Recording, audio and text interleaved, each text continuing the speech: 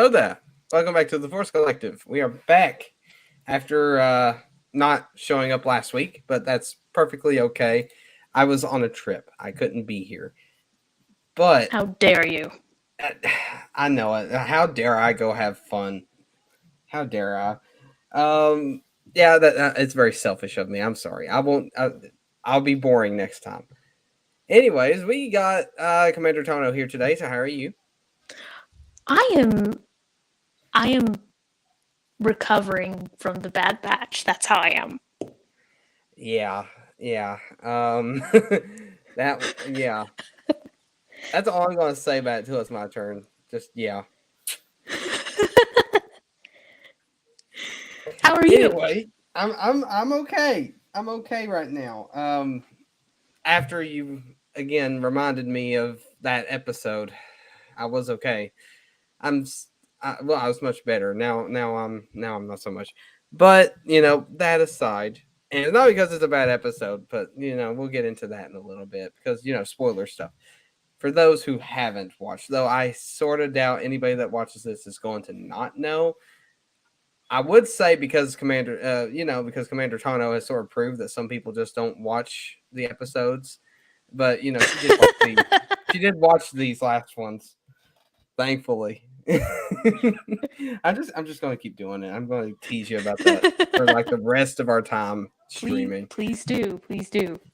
Okay, well, anyways, let's go ahead and get started. We're going to start off with the Mandalorian first because I don't really want to get into the other thing just yet. The very painful thing. Yeah. So, the Mandalorian. What did you think about it, Commander Tano? Give me what your full analysis, I guess. Okay. My analysis. Sorry, I'm doing this thing where I'm just laughing now randomly and I can't stop. It's okay. It's okay. I'll let you compose yourself and you can start whenever you want to. Oh wait, I'm sorry. One thing, I forgot the music. Oh no, hold on. We have to have music in the background. We have to. Maybe if you can, you should send out. Have you sent out a tweet that we're streaming right now? I can retweet it. I actually have. Ooh. I sent it like a couple hours ago. I think I tried to be punctual with this one. Look at me. I need to hop on Twitter and stop trolling people and start 5:30 or something. Oh no! Continue to troll people. Continue. It's fun. There we go. So, all right. Is the music too loud? By the way, I don't want to. It sounds fine to me. I think as long as you keep it, I would have it no louder than that. I think. Yeah, have it like subtle, atmospheric, perfect. Okay. Sorry, I got your voice echoing here. I'm testing it out on my phone. Perfect. Okay. It's a little low on stream, I think. Oh my, I hate how I sound. I hate how I sound too, okay? It's like, why do I sound so different? I hate it. Okay, what the heck? Okay, anyways. Let me turn down my phone. Alright, there we go. Now it won't interfere. Okay. No interference. Now okay. That I'm done interrupting you. Go ahead. You won't have to wait long to interrupt. So here's my analysis of The Mandalorian. I Andored it. Yes. You Andored it? Yes. Oh no. I know I've been obviously looking at the spoilers and leaks and all that, so I understand what happened in those episodes generally and the premise of it all. But and once again, this may be something worth discussing in itself, but I Andored it. Oh no. I'm saying that's I could go into the reasons why I Andored it besides not having just forgetting. That's perfectly fine. Go ahead. Yeah, besides just the time, I guess that is a lame cop-out to say I didn't have time. I did have time. I could have made time if I wanted to. But, I think I just couldn't get myself up the will yet, and yet obviously I will have to. But I couldn't quite get the will yet to watch because, I don't know, to me, the whole shoehorning in 2 Mandalorian episodes into Book of Boba Fett, I don't think it just kind of messed up the Book of Boba Fett and all that. I think it messed with this show too. Mm-hmm. And I kind of, I'm kind of almost mad because if it were up to me, if I were doing season 3 of this show, I would have taken those 2 episodes and the basic plot that happened in them, kind of, from him being kicked out of his cult to being reunited with Grogu, I would have taken that whole plot and I would have expanded it into an entire season and make it all about that. And yeah, and so that way I think there'd be things like it would have been much more focused on,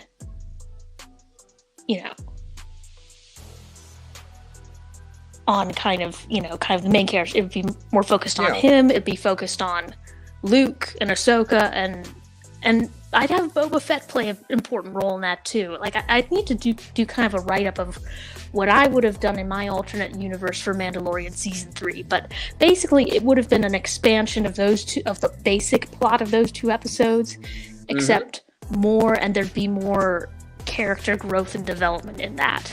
I feel like that was all resolved a bit.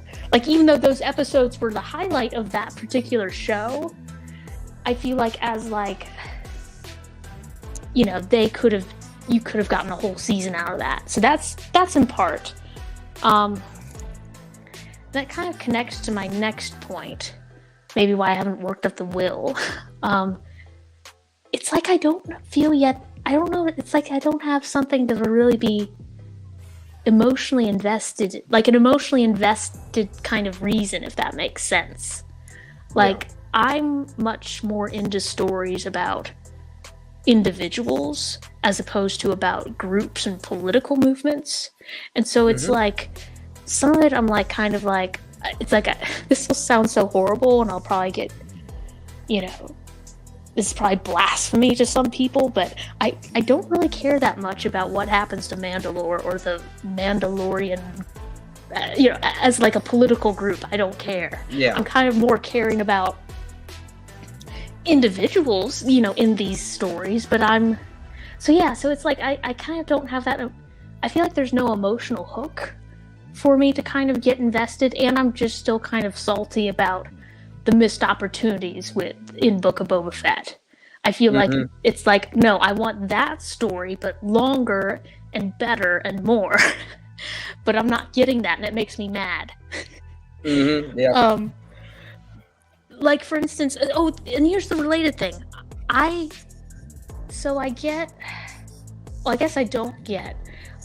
liked in Mandalorian season 2 where he kind of got over his dogma, as it were, and decided to take off his helmet multiple times, both for necessity and then the final time, like, well, because he loves his child and wants to show his child his face. I liked all of that he kind of overcame those beliefs in order to do those things. And so I feel sometimes him feeling that he needs to atone for that is like it's like, to me, and maybe in those episodes that were released, I'm wrong and it would be justifying, but it's just like, I'm like, no, he shouldn't have to atone for it. I'd much rather, when the armor and when they kicked him out, I'd much rather him go back, hang out with Boba Fett, and have Boba Fett tell him, like, screw them all. You don't need to please them or, impress them. Just whatever, you took your helmet off. Just go live go live a normal, emotionally healthy life and don't worry about atoning for anything. So I would have kind of, if I were doing Mandalorian season 3, I would have done that, where he would just kind of let go of kind of his cult and just be kind of become more like Boba. That's kind of what I would have done with that show. And so I guess that's part of it. I'm kind of like, I don't understand mainly the motivations driving the plot for this season, and I feel like I could have done it better, and it makes me resentful. So, and so that's what I'm struggling with. And there's just no, I feel there's no emotional hook for me. And then people will probably say this probably will be like, well, what about, hello there. Sorry, I didn't mean to interrupt. Hello. Hello there. Glad to see you back, buddy. Let's see. Up to speed with Mando, so you don't have to worry about spoilers with me. Yes! What about Bad Batch? I hope you're also up to speed with that, because we're also talking about that in the stream, too. Oh, yes. Yeah, well, I'm not going to say anything because you haven't told me you're up to speed with it yet, so I'm not going to say a single word, but once we know, I will say it, because there are spoilers ahead. In which case, I'll continue my Mandalorian. Oh, drat! What was I saying? Oh gosh. So yeah. Oh yeah. So I I was explaining why I felt there was no emotional hook for me with that show at this point, and people will naturally say like, oh, well, what about Din and Grogu and that? Grogu's so cute and whatever, and it's like, look, I agree, he's very cute. But and this will probably segue into Bad Batch discussions later, but this also might sound really, maybe I'll get canceled for this, but I'm at this point, I'm kind of much more like, in terms of a story with, involving, parents taking care of a kid. Mm-hmm. Even though people were saying that the Bad Batch is kind of a ripoff the Mandalorian in that structure, I kind of like how the Bad Batch does it better, because Omega can actually talk and have, you know what I mean? Like, I was going to say and have thoughts, but like, yeah, Grogu can have thoughts too, but you know what I mean? It's like, I like... He can't convey them to us through words. Yeah, and so it's like, I like having that other dimension, so you can have characters having conversations, like, or like that episode of, like, a few episodes back, that one where she's talking to Tech and he's talking about how, his feelings. Like, you can't have that with Grogu, you can't have that kind of conversation, which I like, and that can get me that's the kind of thing that gets me emotionally hooked. And so it's like, and that's where I think Grogu struggles, like, because yeah, I'm initially emotionally hooked in The Mandalorian, like when he rescues him, whatever, but it's like, at some point, because Grogu's kind of, he's kind of, ages so slowly, it's not like there's gonna be, kind of significant development past that. But yeah, so those are kind of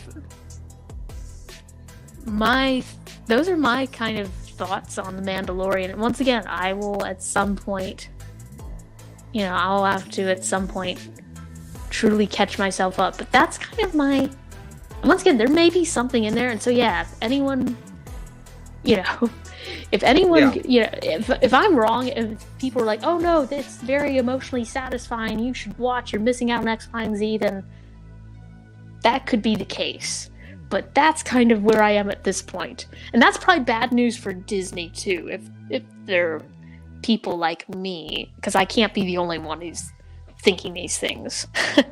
That's another thing we'll have to discuss, though, is the news with Disney too. There's other news that I want to also discuss. But before we continue, I'm glad that you loved the last episodes, by the way. And I completely agree. They are such an improvement. We'll get into this when we start the Bad Batch discussion, but I'll just go ahead and say right now, this is what we wanted. That's literally what we wanted right there. Those last 2 episodes are exactly what we needed. Oh, they gave it to us. Oh, they really gave it to us. Oh man. I'm not sure we should have asked for this now, because now I'm so. Oh, Dang. I'm almost like, okay, I may need to just go back to treasure hunting. Like, I'm in such distress. Yeah, I'm in so much emotional pain now after that. Ugh. Okay. We'll get to that in a little bit, though. I did enjoy those last episodes. They were really good. Especially the last one. As much as it hurt. But anyways, so is that all you had to say about the Mandalorian there?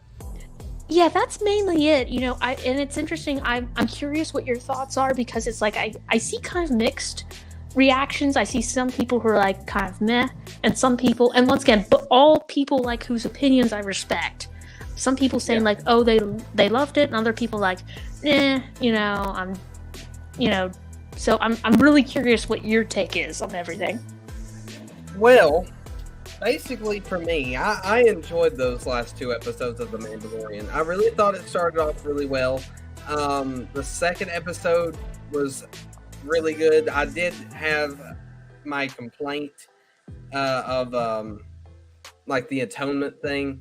You know, they got talking about it, and I think I really don't think Mando should be trying to atone for this. I think he should be learning whether his way is really the way, you know? Like, he of course, Bo-Katan is a Mandalorian, but she doesn't remove or keep her helmet on. She removes it all the time. Why isn't he questioning that? Why isn't he calling her, like, not a Mandalorian because she does that, you know? Why isn't he trying to understand what her way is, you know? Here's the reason. The reason is Pedro Pascal is busy doing other things, and so they can't take the helmet off.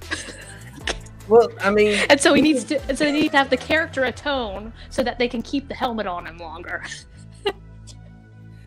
Yeah. If you want a reason, like, you know, a real life reason, yeah, that works. But I mean, if they should. I feel like if they really wanted to do what I suggested, though, they would have already had that planned out, and Pedro may or may not have went to another project. Because right now, he's playing a character that can leave his helmet on most of the time, and he doesn't even have to worry about, you know, showing his face. So he don't have to be there for every single shot. Yeah, you know? That's true. And that's why he's able to do multiple projects like that. If this show, like after season 2, focused on him and learning whether his way is the way, then he may or may not have taken his helmet off more often, and he may have stayed on this project solely for that very purpose, you know. But you know, I don't know. That's just random thoughts in my head. Yeah. Dr. Mad Studio says it's 9 out of 10 golden nuggets for the 2 recent Mando episodes. I'm glad you like it too. I thought they were really good. See, the thing is, after seeing the Book of Boba Fett, as much as I like certain parts of it, after seeing that and then going back to this feels like the quality of you know, Star Wars TV or Star Wars TV shows that we had been lacking since season 2 of The Mandalorian. Because, you know, we had the Book of Boba Fett where, you know, the writing wasn't exactly great. There was really good stuff in there if they had just used it right.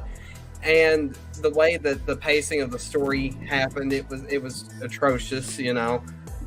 Other than that, it's not exactly a terrible show, but that is probably one of my least favorite shows. Probably out of the 4 live action shows so far, it's my 3rd least favorite. Andor, maybe controversial to some people, but Andor is my least favorite of the show so far. But that aside, the quality I'm talking about is like it just feels very, very much Star Wars, you know, very much Star Wars. It feels like what we were getting with the first season of The Mandalorian. Actually, it feels a little bit better than the first season, in my opinion. Though, like those little nitpicks that I had about about him still wanting to atone for, I mean, there's nothing wrong with that. I feel like he should have that blind belief in that for a while, but he should start questioning it because now he knows about, he knows that Mandalore isn't cursed. Bo-Katan didn't lie to him about that. Maybe he should start questioning more things about his belief. And I feel like we should see that kind of character development in this guy.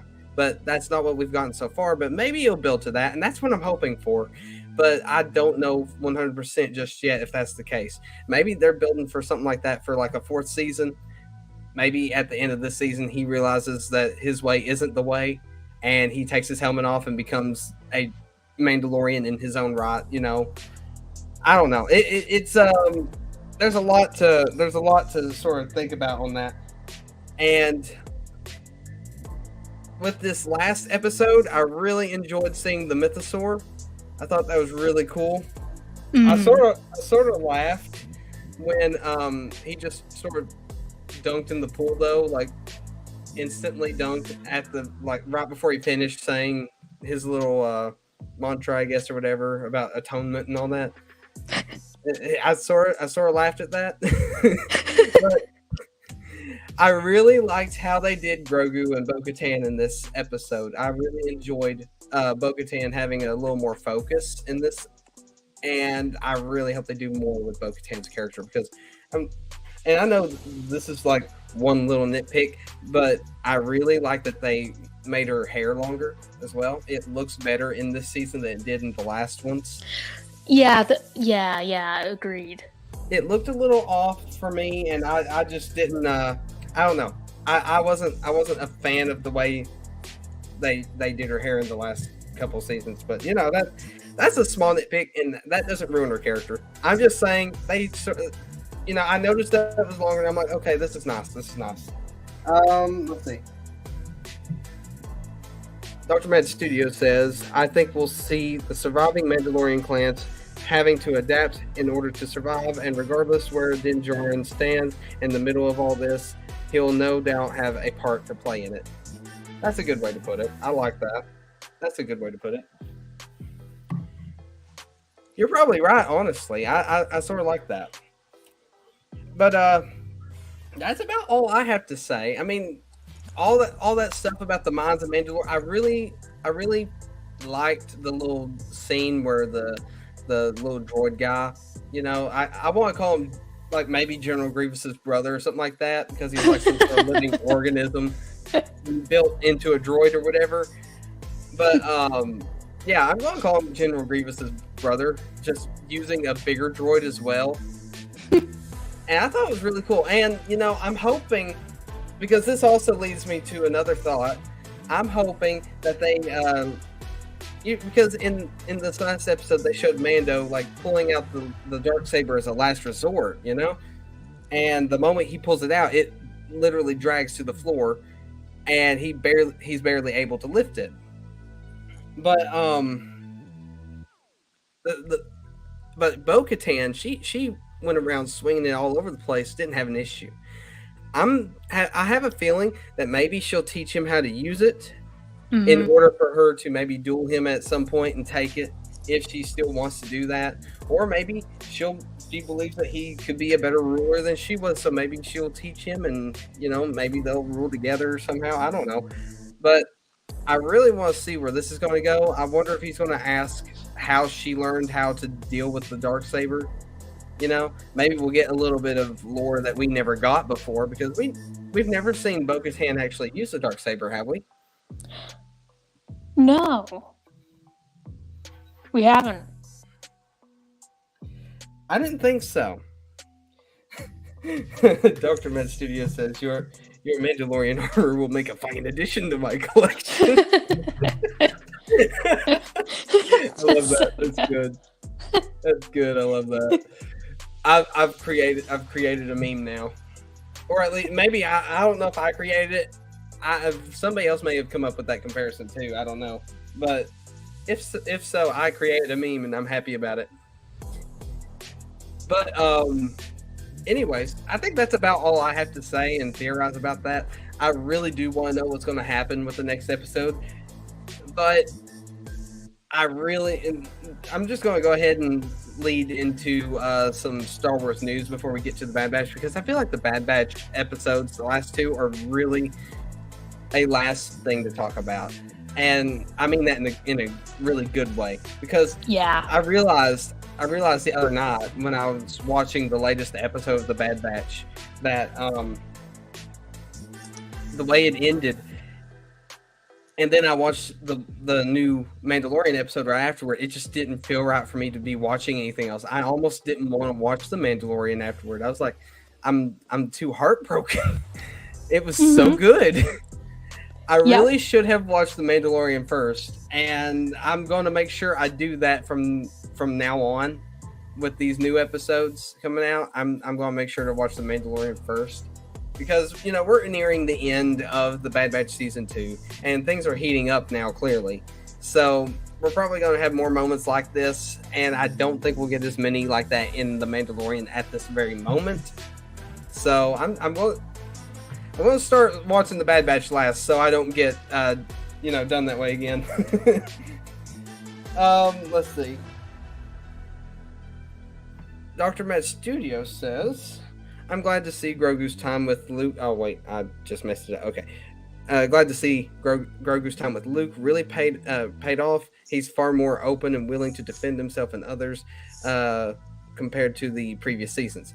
I really like how he was able to get to Bo-Katan. It was partly because of the droid.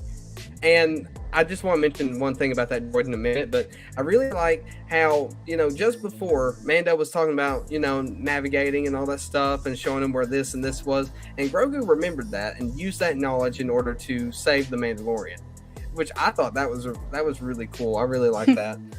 It just shows how quick of a learner that Grogu really is. And if I remember right, I think not Dave Filoni, Jon Favreau said something about Grogu actually being a little further ahead in, I guess, his Jedi teachings than what we had originally thought, and all he had to do was go to Luke and sort of remember that stuff and it all come back to him. If I'm not mistaken, that's something I've heard recently. I need to follow up on that myself and figure out if that's true or not, but that sounds like something that he would have said most likely. And in light of probably, the news that we're going to be talking about in just a second, it's probably got something to do with it, because let's just go ahead and hit the news real quick. So there's a lot of things that's been going on recently, and like the possible Star Wars Celebration being a sort of from what I've heard, a Viking funeral for Kathleen Kennedy, which is, I've heard a lot of people refer to it as that, and it seems as though it could be a very credible source leaking this, so it's possible. But before I say anything else, hello there, Sir AOA. I think you're a little more than fashionably late, but that's perfectly fine.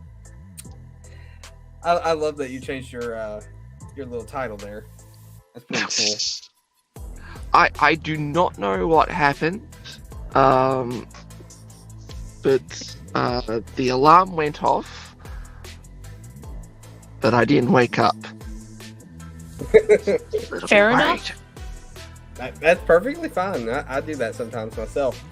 But we're talking about some Star Wars news at this very moment. If you want, we'll scale back a little bit and go to back to the Mandalorian discussion, so you can have your piece said, because we just sort of finished ours, but we'll finish talking about the news first, and then we'll let you go back to yours, if that's okay. Yeah, that's fine. I'm just at this present moment trying to figure out why you guys are so quiet. Are we really quiet? I'm not quiet. But I hear everybody so clearly. Yeah, but it just might be my end. So I'm just trying to figure out. I got. There we go. Oh, by the way, I don't know if I mentioned this earlier. So for whoever watches this, Chrono is not here because he's got a sore throat, but he is with us in spirit. He doesn't want to he doesn't want to speak too much right now. He wants his throat to get better. So he doesn't want to Dr. spread the virus. Yeah, I don't think you can spread it digitally, but if that's the case, then everybody would be in a lot of trouble. No volume problems on my end. Okay, good. So Dr. Mad Studio says there's no volume problem. Hey, tell me real quick, because I don't think you were here when I was setting it up. Is the music too loud, or is it too quiet, or is it just fine? Because I had nobody else to tell me, and I tried to figure it out myself, but it's I think fine. I got it right. Sounds fine, my end.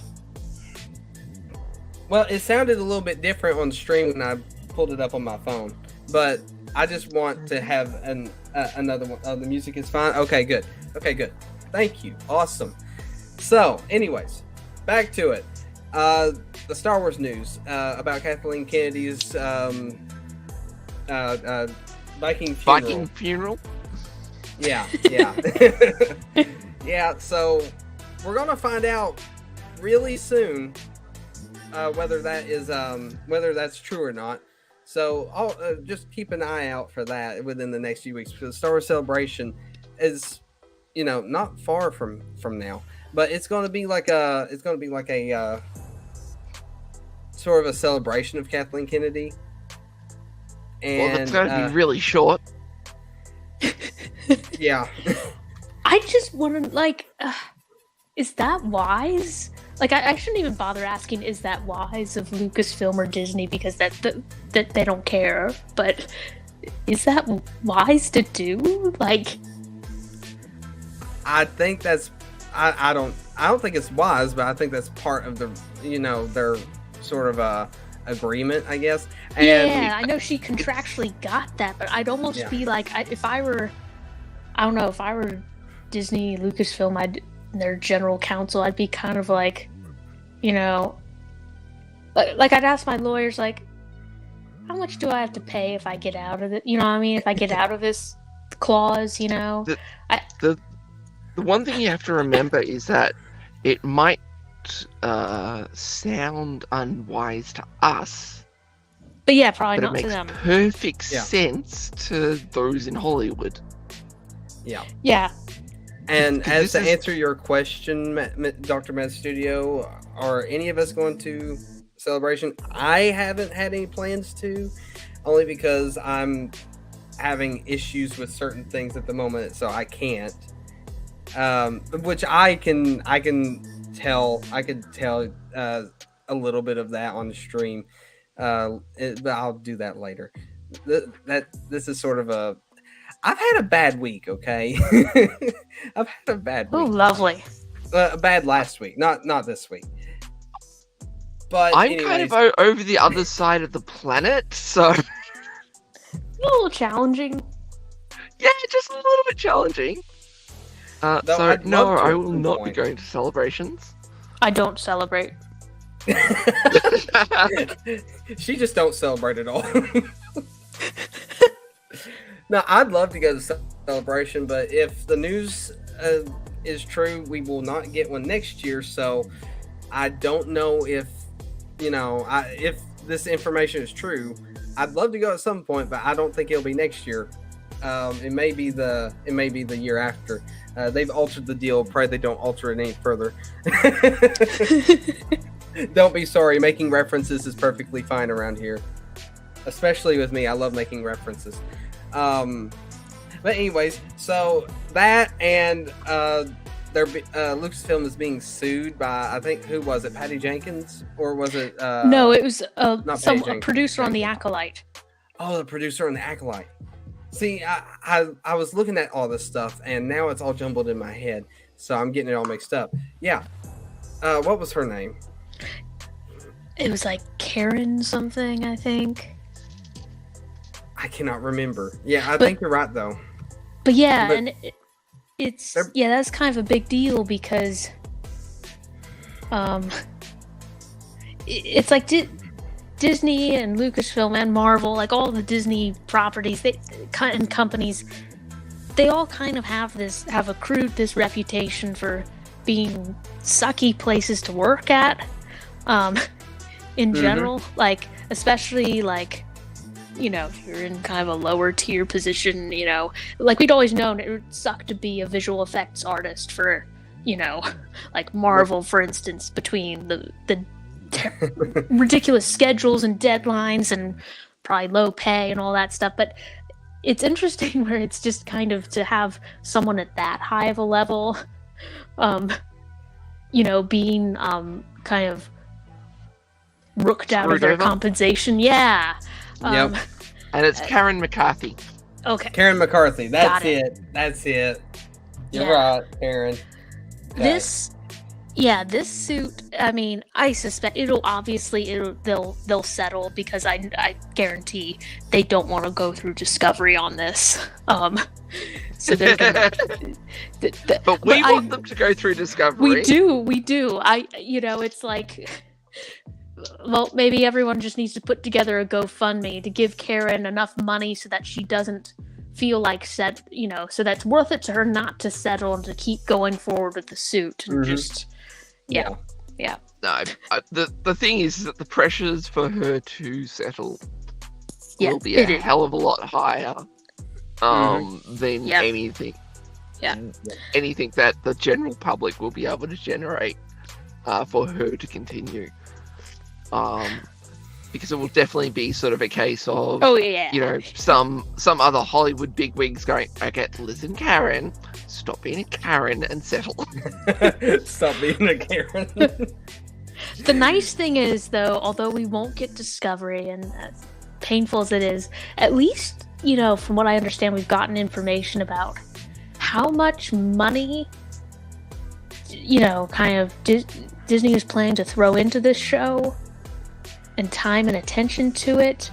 And I'm sorry, it's just I could be wrong, but this thing sounds like it's gonna, if they continue on the plan that they ostensibly are planning, it's gonna be a big flop and money down the toilet, unless Iger, you know, when he's saying like, oh, we gotta focus more on quality over quantity, if he kind of decides to can it. But I don't think that'll happen. That's the thing, is that Disney and Disney companies, they tend to only can things if it's like very, very, very early. They don't Batgirl things. Yeah, they don't do that. They don't do that. I wish they did. That would be just funny to watch. But yeah, they don't do that, unfortunately. Oh, okay. So, this right here. Okay. Didn't Disney unveil a supposed real-life working lightsaber? I didn't know about that until just now, so I looked it up a second ago. Yeah, I saw clips going around on Twitter. I never even bothered to play them because I thought, just be some hoax kind of thing. Let's see. I found this thing right here, this little article on my phone while we were talking about that, and it's from 9 hours ago, so it's very recent. Let's see. Disney has given the world a look at the impressive piece of Star Wars kit, which is like got the real lightsaber with it. The time of the real lightsaber has now seemingly arrived. Okay. So apparently they have I guess sort of released a real lightsaber of sorts, or unveiled it, not released it, but unveiled it. So yeah, apparently I don't know I mean, that's really cool if you think about it, having a real lightsaber. That would be really cool. Yeah, but I mean, the thing is that this what just a very advanced torch, or would we be able to slice open bulk armored doors? Because the thing is that if we're talking about, you know, cutting open metal, yeah, I don't think it's real. But if it's, just a really advanced, fancy-looking torch, well, yeah. Well, from what I'm reading here, it's not giving me a whole lot of information, but there's a video of it somewhere, and oh yeah, right here's the video, which I'm not going to show it on stream. I'm going to watch it myself and see what it's all about. But it's apparently supposed to be like, you don't need a plastic tube with a light in it to make it look like a real lightsaber and stuff like it. Okay, so actually, you guys might want to see this if this is real. You guys might actually want to see this. So I'm going to send this to you. Let's see if I can get it on Twitter here. I'm going to have to send this in our Discord, because this is really interesting right here. Let's see. Shouldn't you put it on the stream? No, because I don't want to get copyright claimed. I would, but the last time I did that, excuse me, it is news. We're a commentary channel, so it is under fair use. They can... Fine. I will do that. And if I get banned tomorrow or something like that, I'm going to blame you. I'm just kidding. But I will put it on here. Give me just a second. Let's see. And I'm scared for Bob now. Oh, why are you scared for Bob? Yeah. Bob the hobo. Oh. Bob the hobo? Because Dr. Mad Studio wants to cut off his arm because he's owed £50. Oh gosh. I completely forgot my Twitter information. What the heck? Hold on. I'm not smart today. I've had a bad week. Leave me alone. I will get it eventually, though. I promise.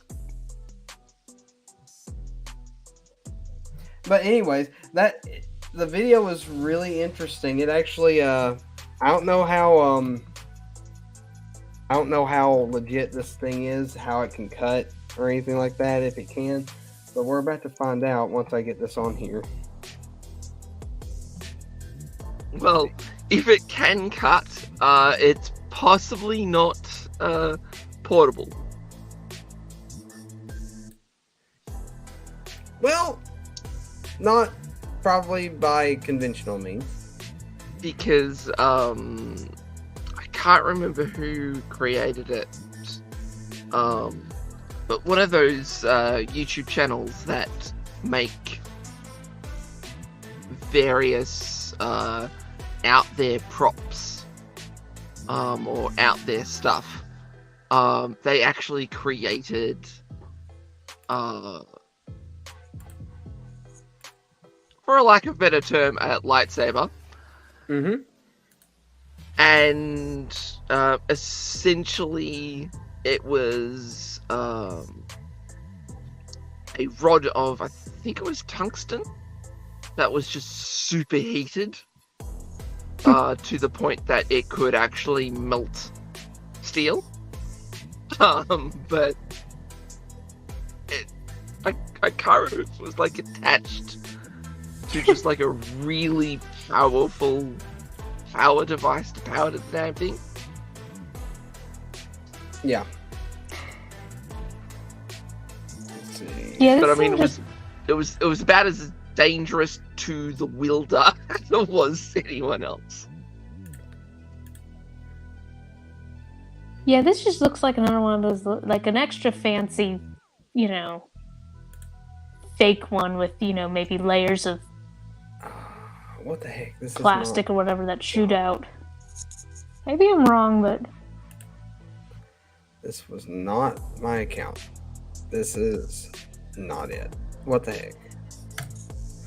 Well, I think it's turned it into a personal account. Dang it! I'm so mad at myself right now. This is dumb.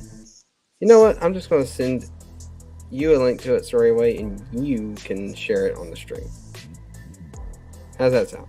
Because I'm having a hard time. I will try. you are remembering that I'm currently really low tech now. Oh well, dang it. But I should be able to get it to work. Just wait, I put it maybe in. not. I don't know. Hold on. If I had realized this, I would have. I thought for sure I had my account already signed in on here, and now I've forgotten my information. That's not good. I got it on my phone, but no, I'm so stupid. I'll fix this. I promise. I am not a professional. I understand that. By the way, Soraya, did you watch the Mandalorian episodes? Oh yeah. Oh god, I Andored them. Andored them? I Andored them, yes, meaning I didn't watch them. That's a new verb now. If I don't watch something, then I Andored it. Okay. I'm going to try at some point. I know what was okay. I think I got it. This time. Nope, never mind. Why am I struggling? Or is it just not wanting to work? Is that what it is? It's just not wanting to work? Is that the problem? That's just stupid. I'm mad. Okay, I might disappear. If I do apologize. I am so annoyed. We forgive you if you do.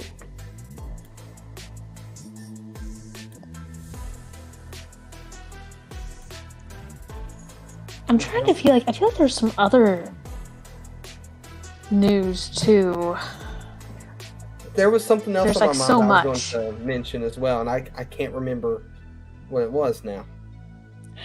Like there's obviously a lot of more. This is more general Disney news. Obviously, it affects Star Wars. Just kind of Iger's kind of remarks about various things.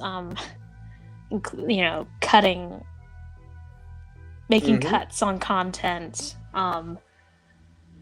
And yeah, we've speculated about this plenty of times before, but yeah, I just kind of wonder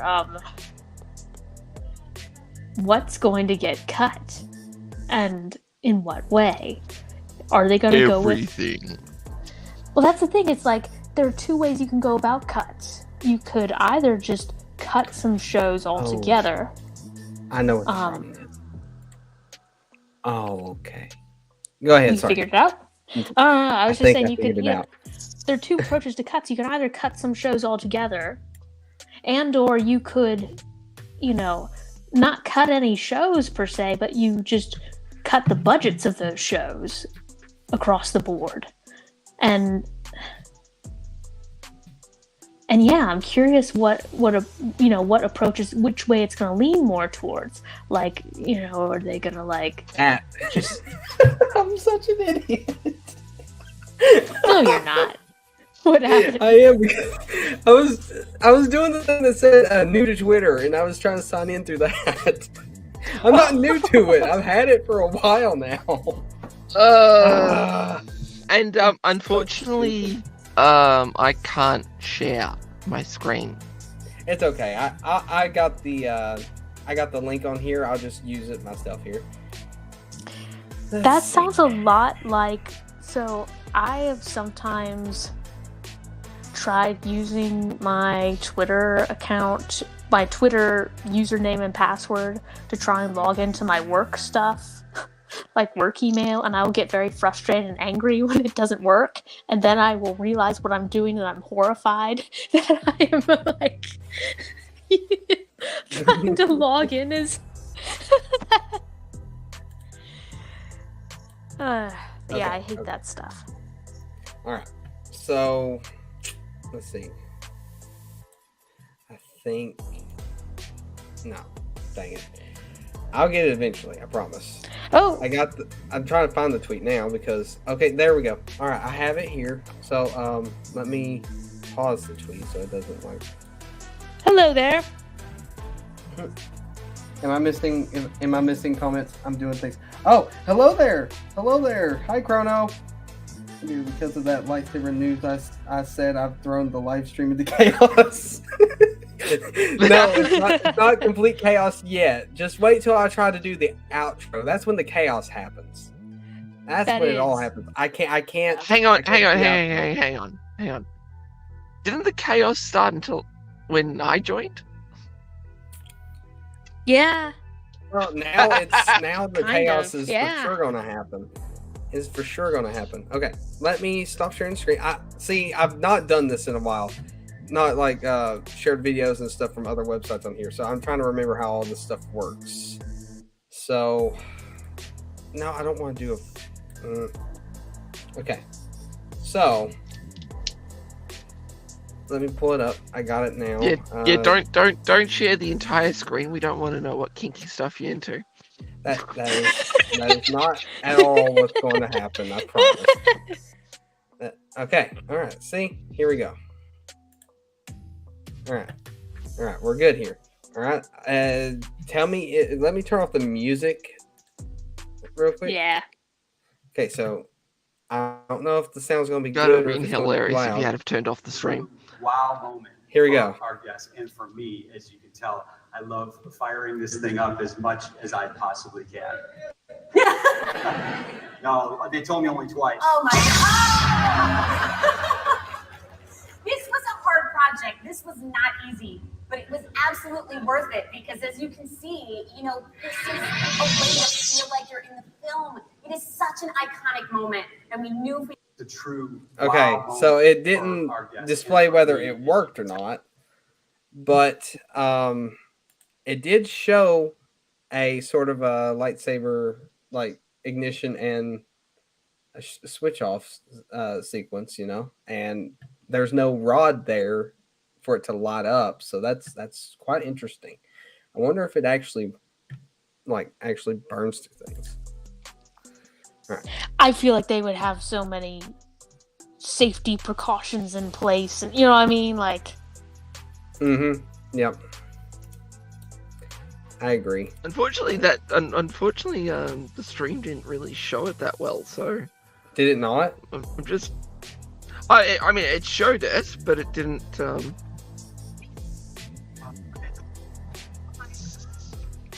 Oh no, I've missed comments. Hold on. Oh yeah, nice no, points. that's nice points. That's. I forgot about that. I need to give nice points.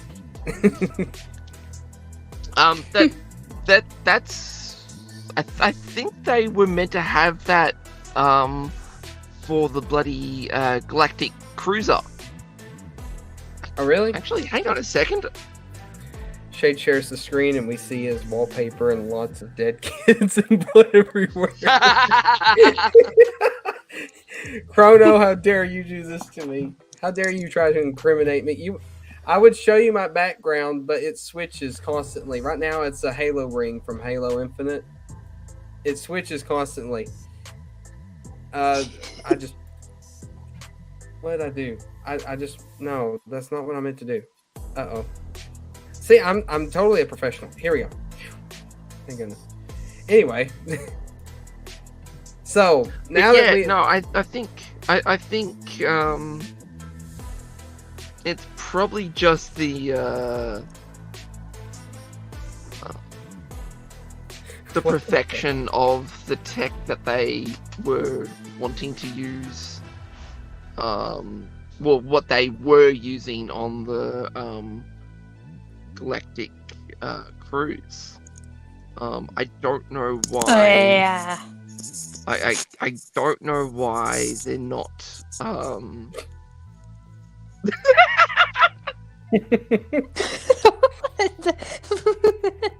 He lost. I don't know. I don't know why everyone's sort of jumping up and down about it now.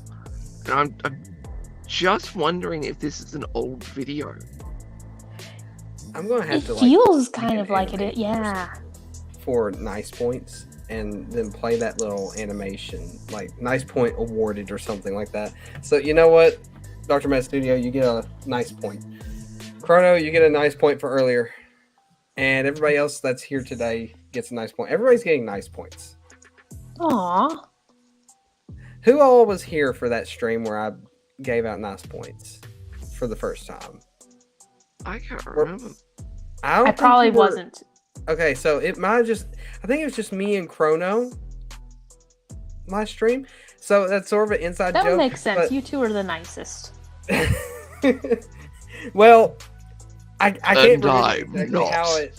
how it went down, but Dr. Mad Studios started joining us from the last stream. Thankfully, he came back for this one. I try to do one like every single week, by the way, but it don't always work out that way. I usually try to tweet it. I don't know if I mentioned that last time. I just want to give you an actual time frame as to when I do these, so you know if you do want to show up, it'll usually be around this time every single week. Anyways, we were doing the stream 2 weeks ago, and I kept saying nice a lot. I think, if I'm not mistaken, and you know, it just became a thing. It just became a thing. All right. Definitely not here for that stream then. No, that was 2 weeks ago. You guys weren't there with us, and then I had to skip last week because I went on trip on the day that we would usually stream. I went to Tennessee. Ooh. That was It was a lot of fun. We went to the Ripley's Aquarium in Tennessee. Quite fun. Oh, cool. Mhm. I haven't been to Yep. Tennessee yet. I need to get there. You should try. I mean, if you ever go to Tennessee, you know you have to try Dollywood or Ripley's Aquarium. Those are two places, at least in my opinion, that are really fun. And you probably have heard of Dollywood at some point, I'd say. Yeah. So that place is really nice. It's really nice. I really like it up there. Yeah, I definitely wanna- Is that the place that, like, the museum for, like, Dolly Parton? Well, I think they're building one there, but I don't think I don't think they've got one yet for it. But I think they're getting ready to add one, if I'm not mistaken. Then again, I could be completely wrong. I don't keep up with stuff with Dolly Parton and all that. You know, I don't keep up with all that. I just go to the amusement park. It's quite a nice place. I like it. I'm trying to remember, is the highest mountain on the East Coast, US?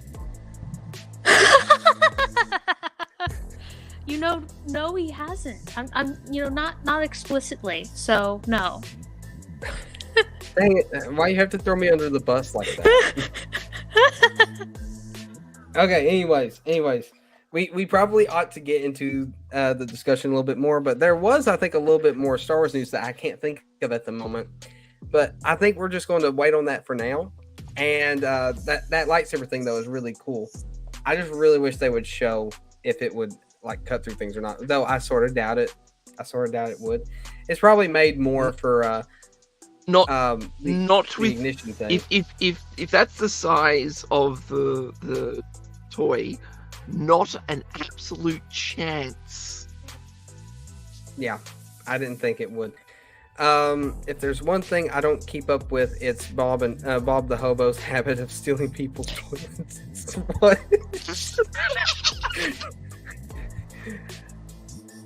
I love it.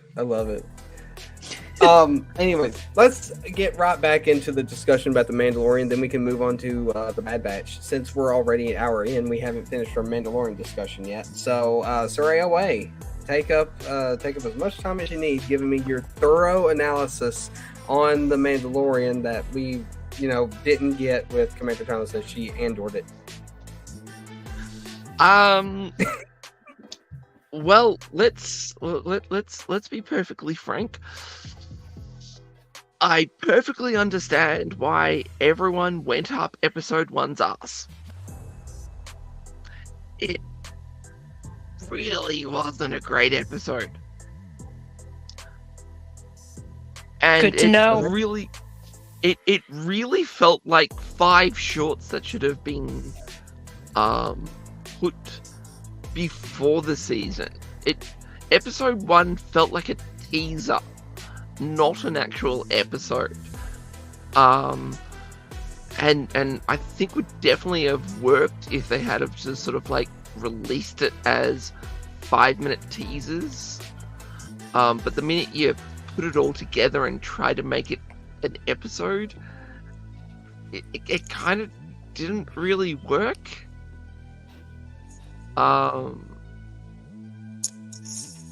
There was far too much setting up, and not enough, setting up the story.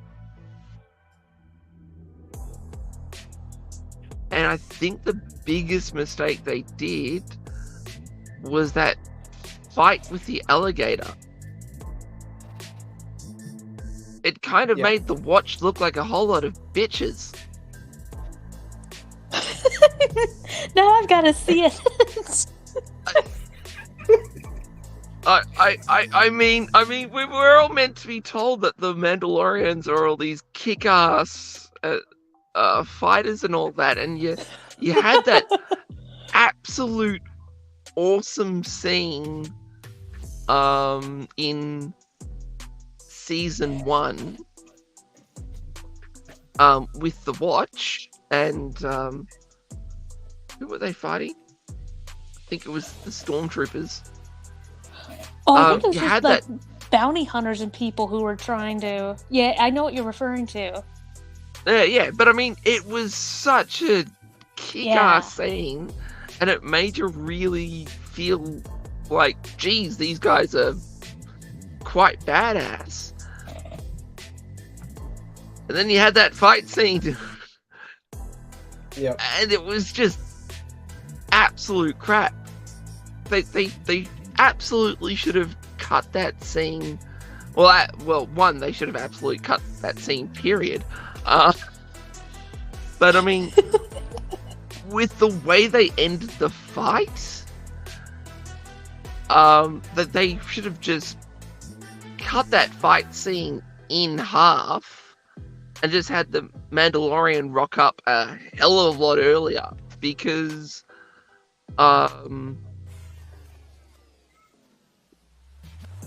unless they were trying to show off how degraded the Watch has become, but in that case, it was just such a bad scene.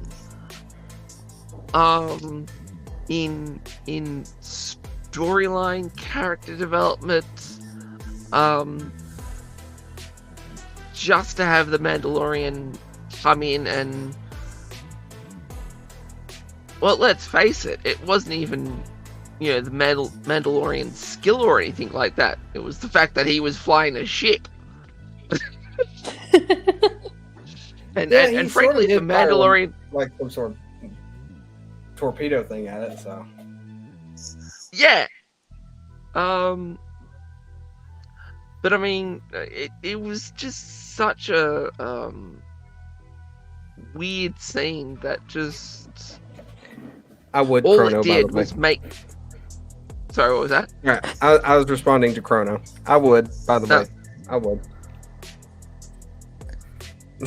You would? Oh! I mean... go on, highlight that. Sorry, that was the wrong one, but this one's a good one too. If Bob the Hobo gets his hands on a lightsaber, I'm going to have to send Mr. Blobby after him, lol. Bob the Hobo has become like a thing for the stream now. All we've been talking about is Bob the Hobo. I wonder if he's going to show up in The Mandalorian now.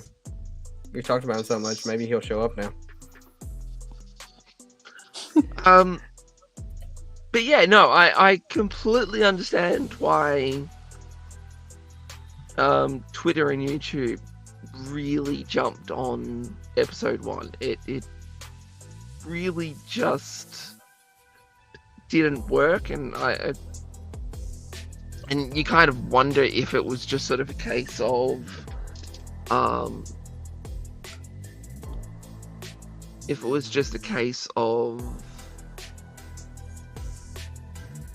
that because they removed stuff from because they added stuff from the Book of Boba to the Book of Boba Fett from the Mandalorian, that it was kind of sort of hacked together. Maybe those scenes were sort of meant to be in or spread out between 1 and 2, but because of what happened with the Book of Boba Fett, it was kind of all stitched together into episode 1. And if that's the case, the Viking funeral should be sooner than later.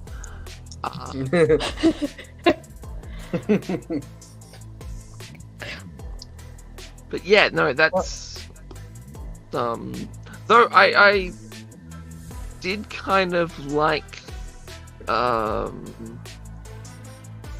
sort of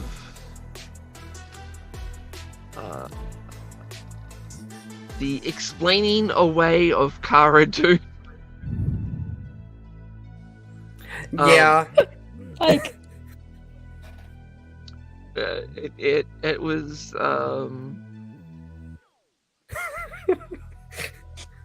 it was I'm quite sorry.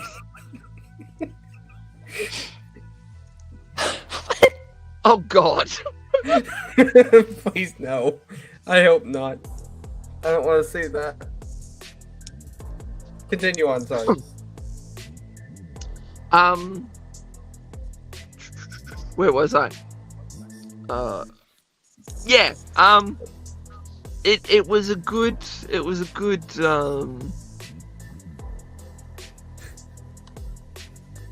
way to sort of explain away for the without sort of going in depth on it. Yeah. Now,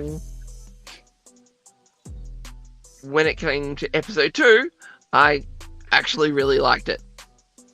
It was definitely a step up from episode 1, and it was kind of a good way of, I guess, getting Bo-Katan out of her funk. I did like that myself. I really did. And the thing is that you kind of understand why they kind of did a few things that they did in episode 1. So it was the stuff in episode 1 was kind of needed information for episode 2 to work.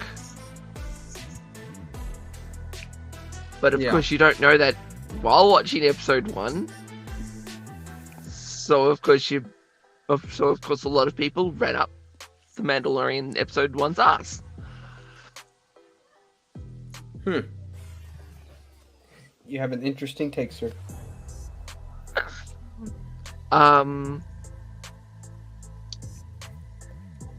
But yeah, no, there's really sort of not much else to say about episode 2. It was definitely a lot more enjoyable, but there's, at this present moment, not exactly big giant reveal that actually that's sort of actually worth discussing at the moment. And I guess that's what happens when you sort of have a 2-episode arc. Yeah. we kind of need the next episode to sort of to get the conclusion about what happened in episode 2. Yeah.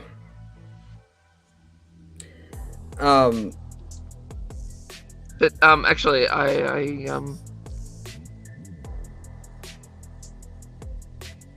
know a new product that the Mandalorians can make. What product would this be? Glassware.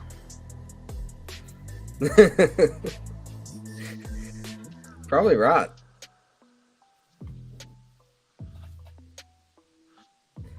All right. You got anything else to say about the Mandalorian? No. I mean, I do have to say that, you know, episode 2 kind of definitely made me interested in continuing to watch season 3. Because season 1 definitely, episode 1 didn't do it. But episode 2 just sort of went, yeah, okay, yep, I can continue on this. Well, and it does make me sort of wonder. But I mean, you know, I'm kind of still waiting for what the conflict's going to be. And at this present moment, yeah, it's sort of until we get the conflict of this season, I can't really sort of go, this is going to be a great season, or not, because the answer is I just don't know. Well, it's too early to tell. Yeah, it's too early to tell. Well, it shouldn't be though. It really shouldn't be. You know, we should at least sort of have a hint of what the conflict's going to be, and at this present moment, there just isn't anything. Well, to be fair, it might move faster than the Bad Batch, because the Bad Batch didn't really give us nothing until these last couple of episodes. Yes, We got but we're talking about the Mandalorian, aren't we? Not the... They're still made by roughly the same people. Oh, hey, I mean, I can go into it now if you want. No. We gotta save that. We gotta save that in just a second. I gotta give Chrono's take, because he's got his take in the comments here. He does. Yep, he has a sore throat, so he doesn't want to really speak much. But you know, he's going to give his take anyway through me, at least. I don't know. But before I get to his, I think we all know what happened to the alligator turtle thing now. Soup. It's going. Yeah, it probably will. If he hadn't paid for it all the way yet, you know, and it already got killed like that, yeah, it's going to damage it pretty bad. I know. I don't know how Bob gets away with this, despite him being a hobo. He somehow manages to avoid blue murder. Well, you know, some hobos are like they're incredibly powerful, and you know, you won't know it until they actually show their full power, you know? Like, probably half the people that are hobos around here probably have some sort of secret that makes them ultra powerful, but they have to live a homeless life in order to conceal that. I know, it makes perfect sense. Everything I said makes perfect sense. Anyways, Chrono's take is the whole opening scene in Mando episode 1 is a mess. The watch looks terrible fighting the creature like they were amateurs. Yeah, that's what. No, absolutely. That is one thing I did have a bit of a complaint about. It didn't ruin the episode for me, but they did look like they were having a bit too hard of a time fighting this beast. Oh, absolutely. Thing I thought, or at least I didn't feel like it was the worst thing, but it could have been done way better, in my opinion. It really could have. They retconned themselves by showing the talk about the waters in the mine again, for those who didn't watch the Book of Boba Fett. Oh yeah, they did talk about it in the Book of Boba Fett too, didn't they? That's right. No, but I don't think that's really a retcon. Because the thing is that it wasn't so much a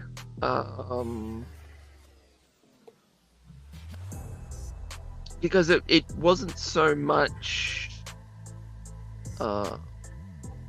you have to go to the waters discussion. It was sort of a case of I have proof that the waters actually still exist, rather than you have to go to the waters.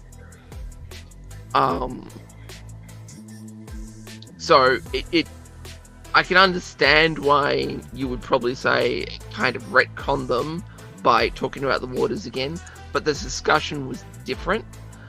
See, the discussion in the Book of Boba Fett was, you've taken off your helmet, you need to piss off because you have to wash yourself in the waters to absolve yourself of your sins. But that's impossible because the waters no longer exist. Where this discussion, Mando was pretty much the discussion was the waters do exist. Here's the evidence. And if they do exist and I do this, I can come back, right?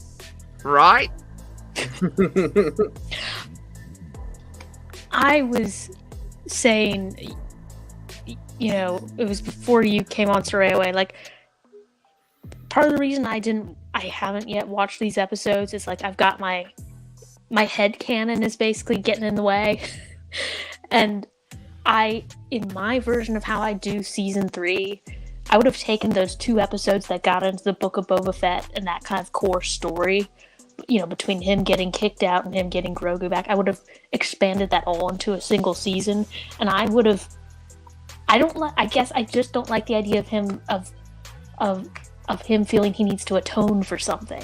I'm kind of would like him to just more hang out with Boba Fett and just kind of get to the point of, yeah, screw you all. I don't need to go cleanse myself for you. Screw that. Like, I can take my helmet off if I want and whatever.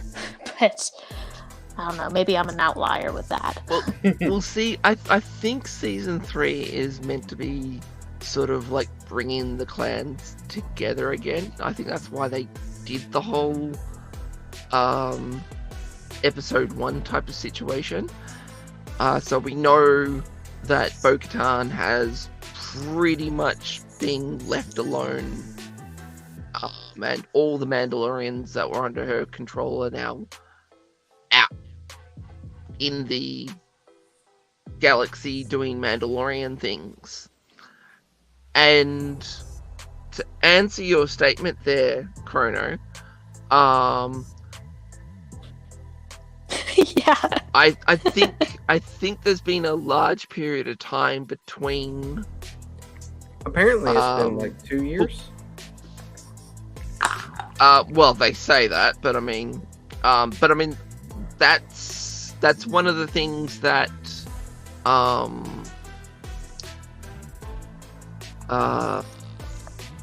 what's the town on the lava rock called again?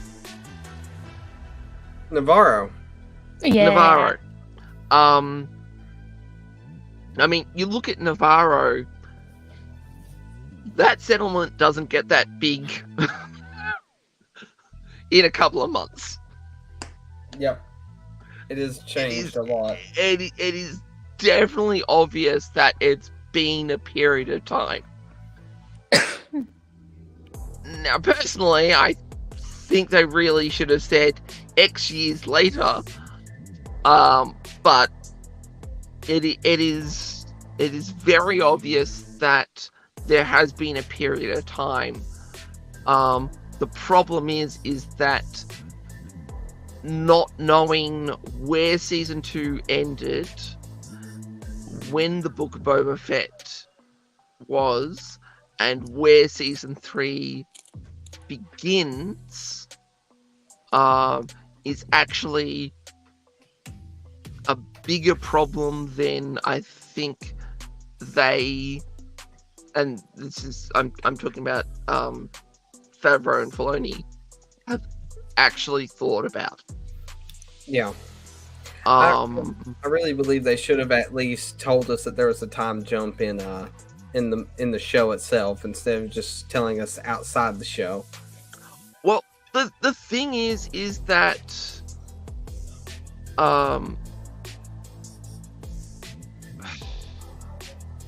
you almost need a Grief Karga to sort of go, it's been X amount of time. Just that so would have been easy know. to slip in. Oh, absolutely. Yeah.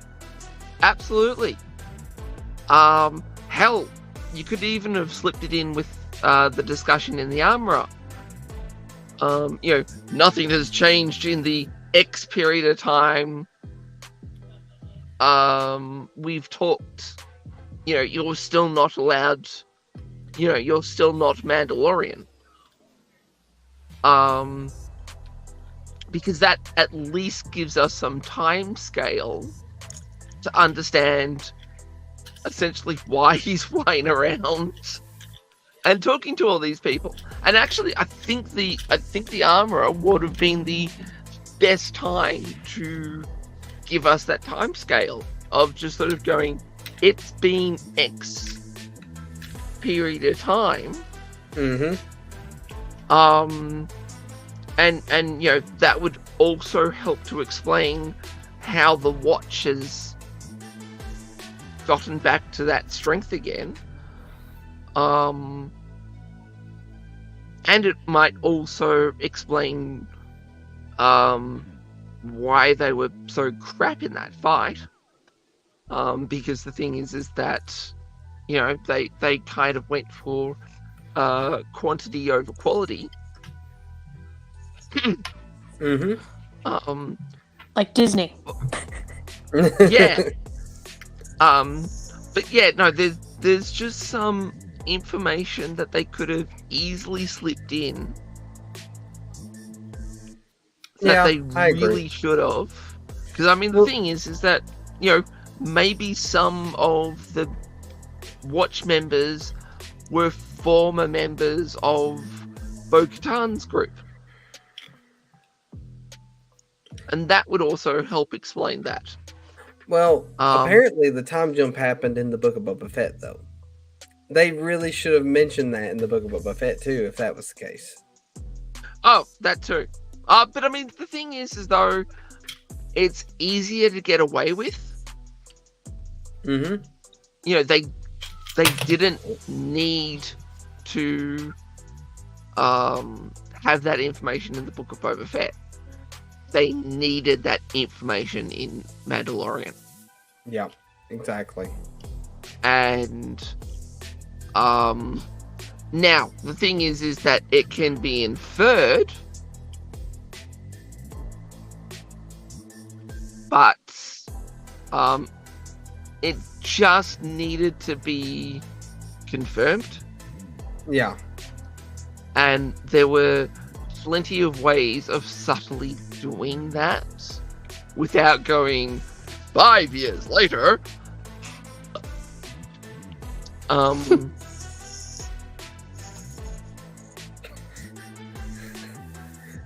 And actually they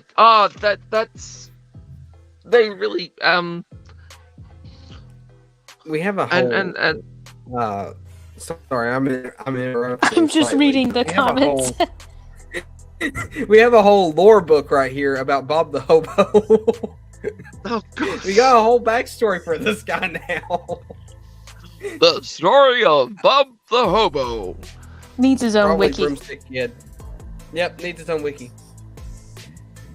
See, I'm thinking it's Broomstick Kid now, since we sort of got that. He lost his job after the animal escape. Yeah, he sort of lost it. Yeah, that's why he's a hobo. That's why he's a hobo. Nobody will trust him to take care of their animals anymore. He can't get a job. Man, letting Rose Tico free all those things because of animal cruelty. Funny. Anyway, you can continue now. I'm just like watching the story unfold by Bob the Hobo. Bob did once work at a zoo, by the way. Lol. Well, the story should be collected at a future time. It should be then told. I agree.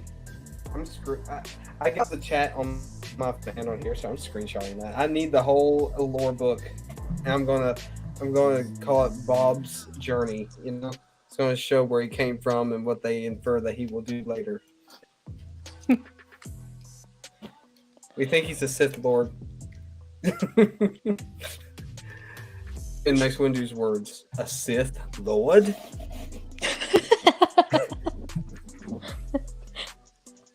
Let's see. Bob the Hobo is looking more interesting than any stuff Disney is putting out these days.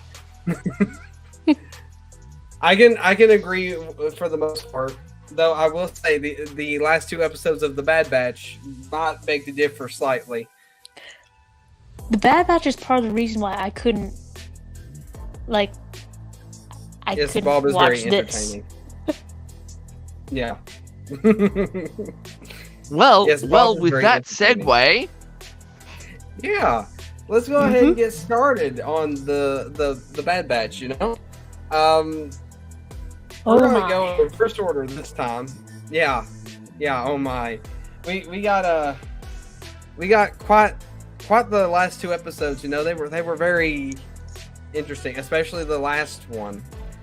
And I think the last one was the best one so far. Probably the best one in all of the Bad Batch, in my opinion. I think it's probably my favorite episode so far. And that's crazy. Yes, Bad Batch time. By the way, you get a nice point for creating that entire lore book about Bob the Hobo. Nice points. But we're going to go in reverse order. So last time it was Commander Tano then me. We're going to go Sir AOA, Commander Tano then me. Okay? So, yes, the last only 2 because episodes you like were very going nice. last. I do like going last.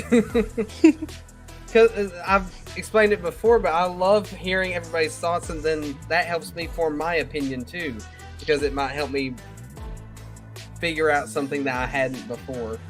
But anyways, go ahead, Sir AOA. I was about to say Commander. Commander AOA. Commander AOA. Is that going to be your new name now? We might as well call you Commander AOA. Bad Batch was better than Mando these past 2 weeks. I do agree. I think I did like this episode's better than the Mandalorian, and that's a little weird to say because I love the Mandalorian, but the animated shows, and with the way that the Bad Batch has been going up until these last 2 episodes, I would never have expected to say that. Anyways, go ahead, Sir AOA. Unless you had something to say, Commander Sean, because it sounded like you had something to say.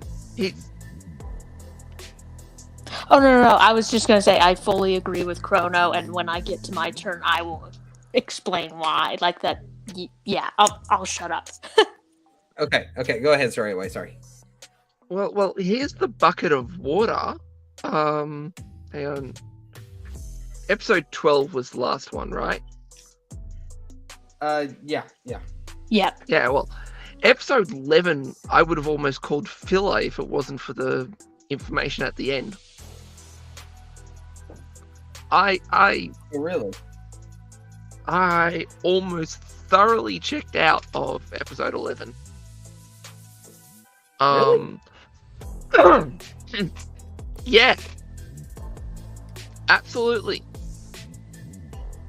This is going to be a divisive stream this evening. Yes, very divisive.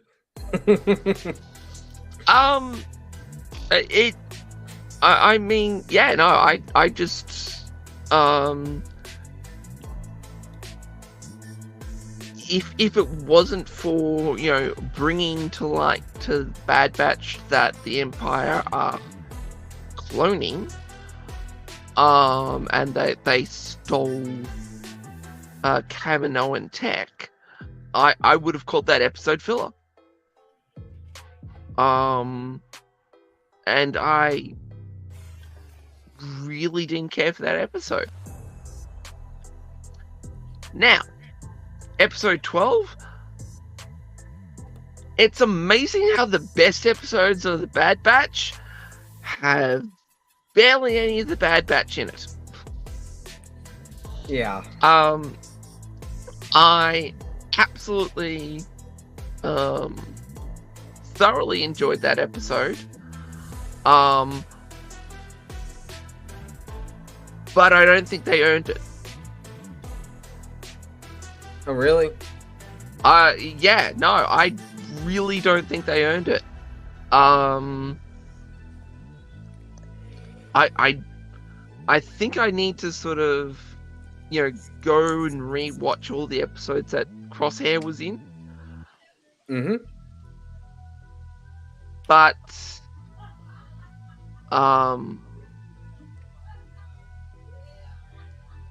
the end of the episode really felt like they went kind of and see, this is the point he cracked. Oh my, this is gonna be a divisive stream. Oh, This yeah. is gonna be because it's like I probably feel the opposite. Like I really feel like I can't get into the Mandalorian at this point. Period. Whereas I was like so happy from the Bad Batch these past couple weeks. But anyways, continue. No, it's just sort of a case of it's just sort of a case of you get the feeling that Crosshair should have broke episodes ago. Mm-hmm. And it feels contrived that it happened now. And I it slightly feels, disagree on that. Slightly. I mean, the thing is that I might, like I said, I have to go back and look at the other episodes, because the other episodes, those episodes are no longer fresh in my mind. So there might be context that makes it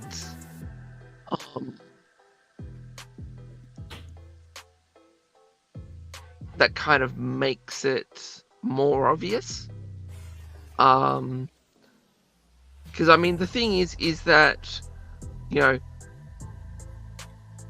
if it was sort of a case of, oh, you clones are expendable, that happened multiple episodes.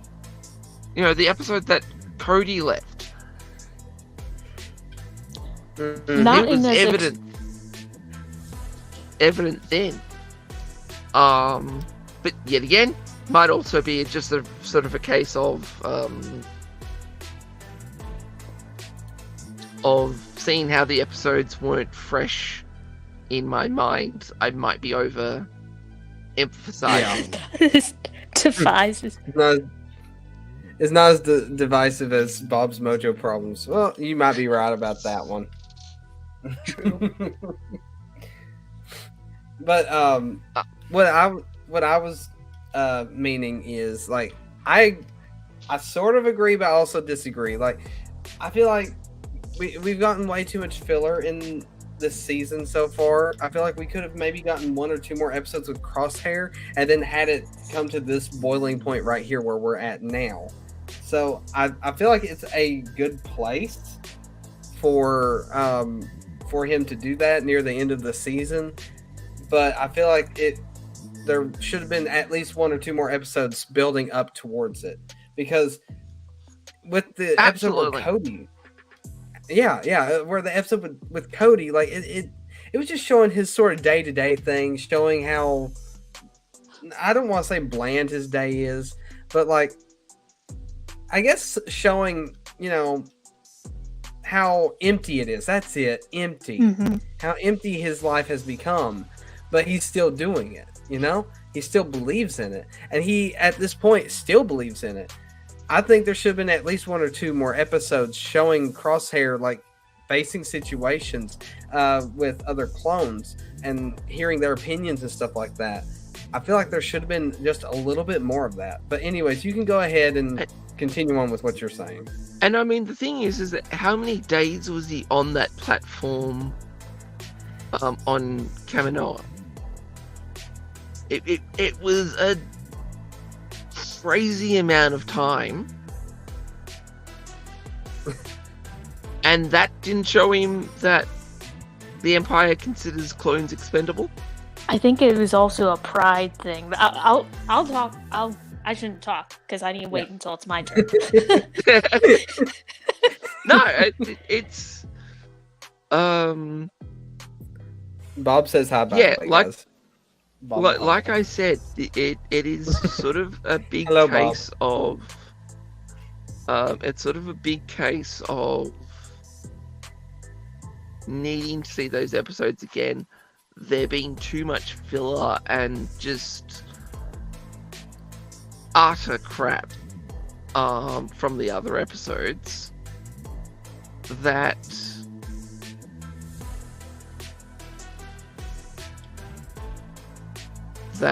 it kind of doesn't feel earned, even though it possibly is earned. I don't know. I guess I just haven't really liked this season enough to actually care for it. So of course, when the big emotional thing happens, it's just sort of like, I don't care. I mean, I agree that this season hasn't really given us a whole lot to care about. I mean, we've gotten this and that. I really liked the racing episode. I've said that multiple times. I liked every story episode that we finally got, but there's not many filler episodes that get me caring about the season. But that last episode that we watched, that one right there is what I was here to watch. You know, this is what I was expecting to watch. Oh, absolutely. And that episode needed to be, you know, that needed to exist 4 episodes ago, not now. Mm-hmm. Yep. You know, Exactly. I've kind of already checked out type of situation. So, you know, you guys in the Discord chat were sort of going, "Oh my God, we need, you know, a therapy session," and I'm just sort of going, "Why?" You know, I mean, maybe if I had 2 episodes with Mayday, or he was a character from the Clone Wars, maybe I would have had that reaction. But I didn't have enough investment in the season. I didn't have enough investment in the Mayday character. Why do they give us so many episodes on filler, but like when we get a good story episode, why is the good characters in that episode just there for that episode? Why can't we get a part 1, part 2 type arc or something, or maybe a 4-part story arc with these characters? You know, why don't we get? Well, I mean, stuff one like that? one thing they could have done was, instead of 3 clones, 3 clones, make it, you know, 7, and over episode 1, you know, you lose half of them, and Crosshair gets to see that, rather than, you know, and they get to just talk and discuss a lot more, and Crosshair get more involved with that unit. Mm-hmm. So it kind of hurts a little bit more for Crosshair to actually see them drop off one by one. And I mean, the thing is that it would probably impact a lot more if they were actually a lot more joyous at the fact of, oh crap, we've got reinforcements, yay, this is going to end soon, and we can go back home to Coruscant. And then over episode 1, you see half of them just get dropped Just kidding. off. Yep, just kidding. Because why? Because Lieutenant Stick Up His Ass was saying, well, giving dumb orders that were getting them killed. I forgot to. Frankly, this needed to be a 2-arc story. A 2-arc That's episode. It really should have been. And that probably would have had more impact with the ending. I mean, that is a great shot. That is a great thing. But it needed to be built up more, and it just wasn't. Instead, we have a ship stolen out of mine, and I didn't even watch that arc because it had nothing at all to provide for the series. Well, that's good to know, because now I'm not going back to rewatch it. I mean, the only thing that it may have provided was a bit of the mistrust that that they're starting to have for Sid. And that's about it, It's just giving them a reason to mistrust her and not want to come back to her. I think they already but mentioned. I mean, did that really need to exist? Did that really need to happen? I mean, the thing is that... Yeah, no, but I mean, the thing is that did that need to happen in the season? Do they we continue really... on real quick? Dr. Mad Studio says he has to go. Bob has got his head stuck in the garden fence again. Somebody has to help him out. There's tomfoolery. Cheerio, stay safe and take care. You know what? Same to you, buddy. I'm glad that you came by. But we'll be around next week too. So as long as nothing happens, so I'll will we? You next, as far as I know, and hopefully nothing changes. But we'll look forward to seeing you next week, buddy. You be safe as well. Anyways, continue on. Do we really need that? No, we don't.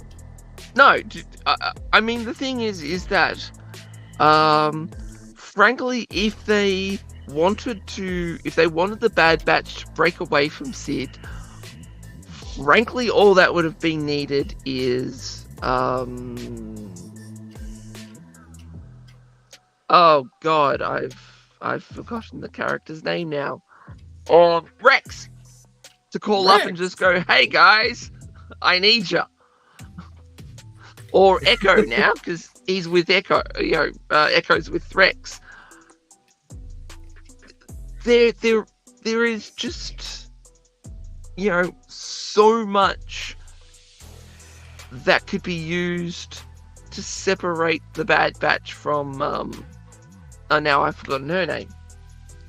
Sid. We didn't need to have distrust, because I mean, frankly, there should have always been a level of distrust. And it contradicts that racing episode. Yeah.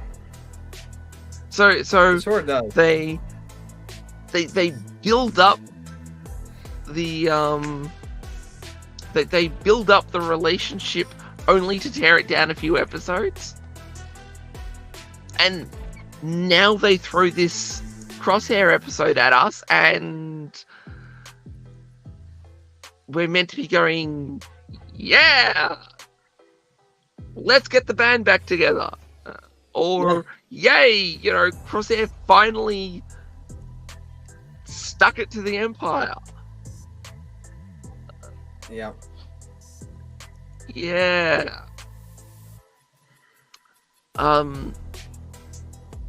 But no, this episode really needed to be a 2-episode arc.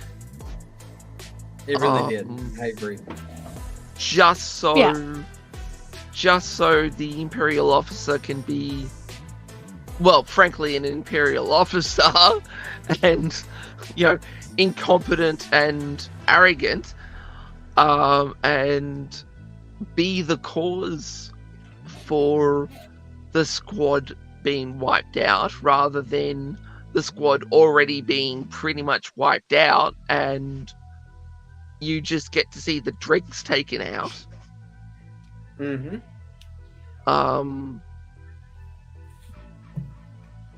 Because I mean, the thing is that it would have been a lot more impactful for the armor reveal if the clone, if we were shown how much they had to fight to keep the outpost safe. Yeah. But what happened? The squad pretty much the two remaining squad members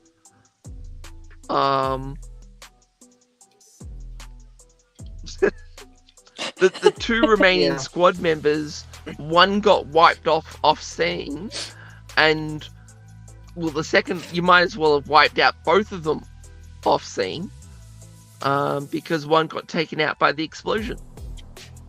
Yep. I also I really like this comment that Chrono made. Wilco and Mayday were like a slap in the face. Like, oh yeah, here's these cool characters you'll care for, but they'll be gone by the end of the episode. That's another thing I really don't like about what they've been doing with this season so far. They give us some cool stuff in the few story episodes and maybe a couple of the filler episodes too that, we don't get in all the rest of it, and they just either kill them off or ride them out somehow, Maybe Hauser's still alive. Oh, he's alive. Or at least his Nobody hair. can contain that mane of hair on his head. Nobody can tame the mane. Yeah, but I mean, this has been the biggest problem with this season. They've spent a lot of time on just utter crap, and then the few shining gems, they're flash in the pans. Yep. And it's really sad that some of the best episodes have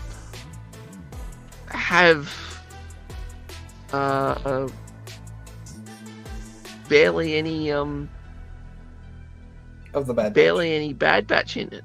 Yeah. I mean, yes, they've got one member, but I mean, how many members of Bad Batch are there?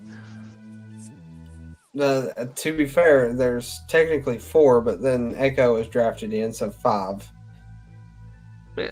So 80% of the Bad Batch aren't in the episodes. Yeah. And they just happen to be the better episodes of this season. That there is something wrong. And I don't know if it's just sort of a case of they needed X amount of episodes, so of course they threw in a crap load of filler, or maybe Filoni's got his head so far up his ass he doesn't realize what's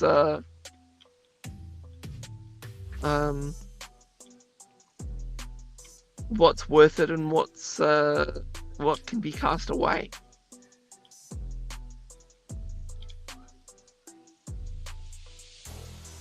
But I do have to say this season's kind of really, really, really, really soured me over on Filoni.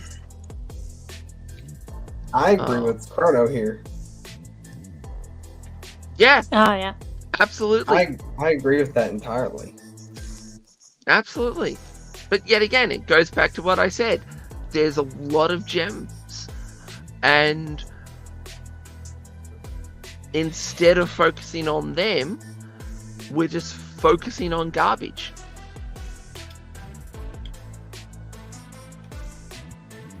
Yeah.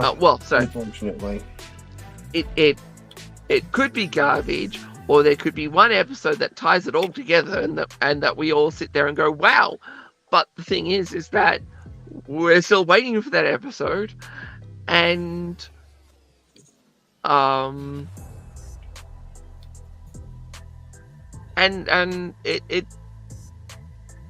almost getting to the point where it's just not worth the price of entry.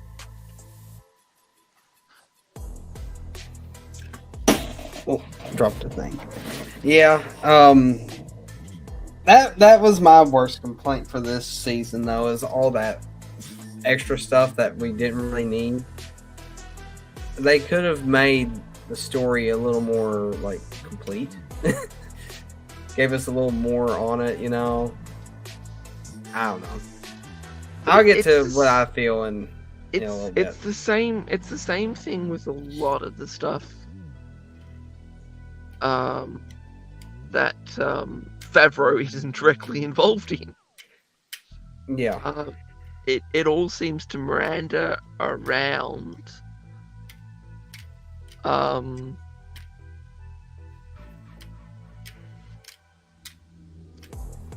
It'd work better when if these seasons were longer. Sorry, say that again? I said it'd work better if the seasons were a little bit longer. No, but that's the thing. In these cases, You mean the you story want would be more? better if they were shorter. I guess I can say I want more. Sorry, I'm responding to Chrono. Here we go. Here's more.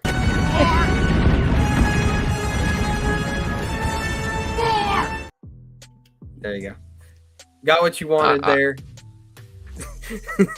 I mean, if we were going to add nothing to the stories, let's just say we're only dealing with what they've given us.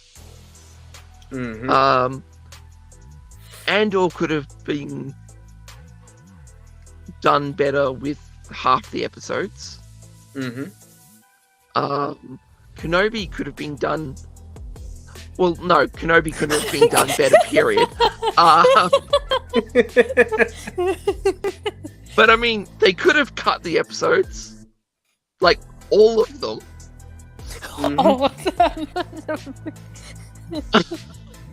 All of them. And Bad Batch could have definitely benefited from a lot more tighter cleanup. Mm-hmm. And you know that does sort of come to the question: is this a problem of just trying to generate content? Well, if that was the case, though, you'd think they would produce more episodes in a season then, if that was it. No, but I mean, the thing is that do they only have stories that would last 6 episodes? And they're having to stretch it out to create more. To be fair, I feel like if somebody really had a story that they wanted to lengthen, I'm sure they can find a way to do it without having to. Yeah, throw filler I in don't. there. I don't think it's. I do have thoughts on that, but yeah, I'll save it for my spiel because they're too long. I mean, the thing is that you know, the Mandalorian has been very good on this. You know, it moves at a good click, and there doesn't seem to be too much filler. Mm-hmm. And the Book of Boba Fett is probably the only show that I reckon actually probably needed more episodes, Yep. not less. Mainly to explain a lot of the stuff that sort of that needed explaining. It also needed to be a hell of a lot better edited and directed than it was. But yeah, you really, I don't want to repeat what I said about the Book of Boba Fett. No, actually, I'll do it really quickly. Yeah, they just needed more episodes on the Dancing with Tuscans episode, they needed to put them all together rather than cutting them in half between the Dancing with Tuscans and the Crime Lord. Yeah, Parts. that was. They started the trend. They needed to their flashback. cut. Yeah, they needed to cut those stories in half and gave half the episodes to the Dancing with Tuscans and half the episodes with the Crime Lords.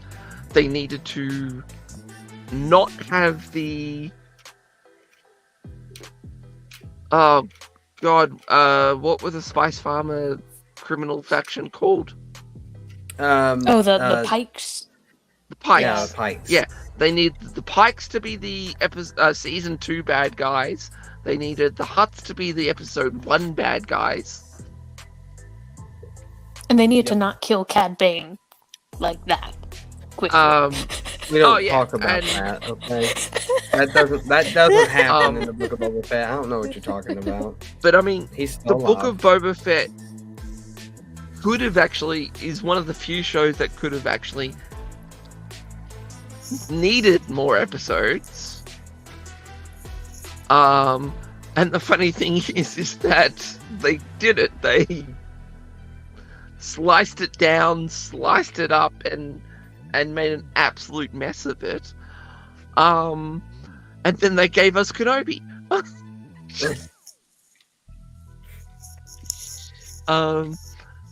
A show that definitely needed to be cut up and cut down and reduced to absolutely nothing. I think we should do like a revisited review of Kenobi just to make you suffer, Saraway. That would be fun. It would be Do you want another 4-hour stream? I mean, you know, our second anniversary for doing this is coming up, so why not? 5 hour. I mean, you know, I can make sure I get enough alcohol to get through Kenobi again, and I can just spend another 3 hours just tearing that show apart. Because I don't think I. Oh, hang on. Sorry, let me just find the words because I don't think I want to talk about ramming and Leia in the same sentence. Yeah, that might be a good idea. Yeah. Because it's not so much it's not so much wanting to do it to the character or the actress. So FBI, settle down. But You might as well shut down your channel now, Shay. Just give up. Oh no. But no. I have not talked about that at all. But dang it, just Chrono. more... No. Oh god. oh no. 4 hours. Yes. Yes. 4 hours is hard But- enough to get to. I don't know if I can do 5. Every year we'll add an hour Oh god. to our anniversary stream. So Dear Lord, save me. But you know, the decision to bloody put Leia in Kenobi just absolutely needs to be ripped apart 7 ways till Sunday, and then 7 times on Monday, because there just cannot be enough disgust thrown on that decision in less than 3 hours. Yeah. Well, before we continue on, we need to probably get back to the Bad Batch. We're already at the 2-hour mark, so we probably need to sort of get back on topic and finish up. Yep. Well, we were on topic. Well, sort Well, of, but we need to truly be on more topic. on topic. All right. Do you have anything else to say about your thoughts on the Bad Batch there? I was about to say Chrono. I was looking at Chrono on the chat. Do you have any more thoughts, Sir AOA, that you want to share with us about the Bad Batch? No. Sheathing the lightsaber now. Okay. All right. Sheathing the lightsaber. All right. All right. So Thank now you. it's time for Commander Tano to unsheath her lightsaber. Go at it. Oh my! And now for something completely different.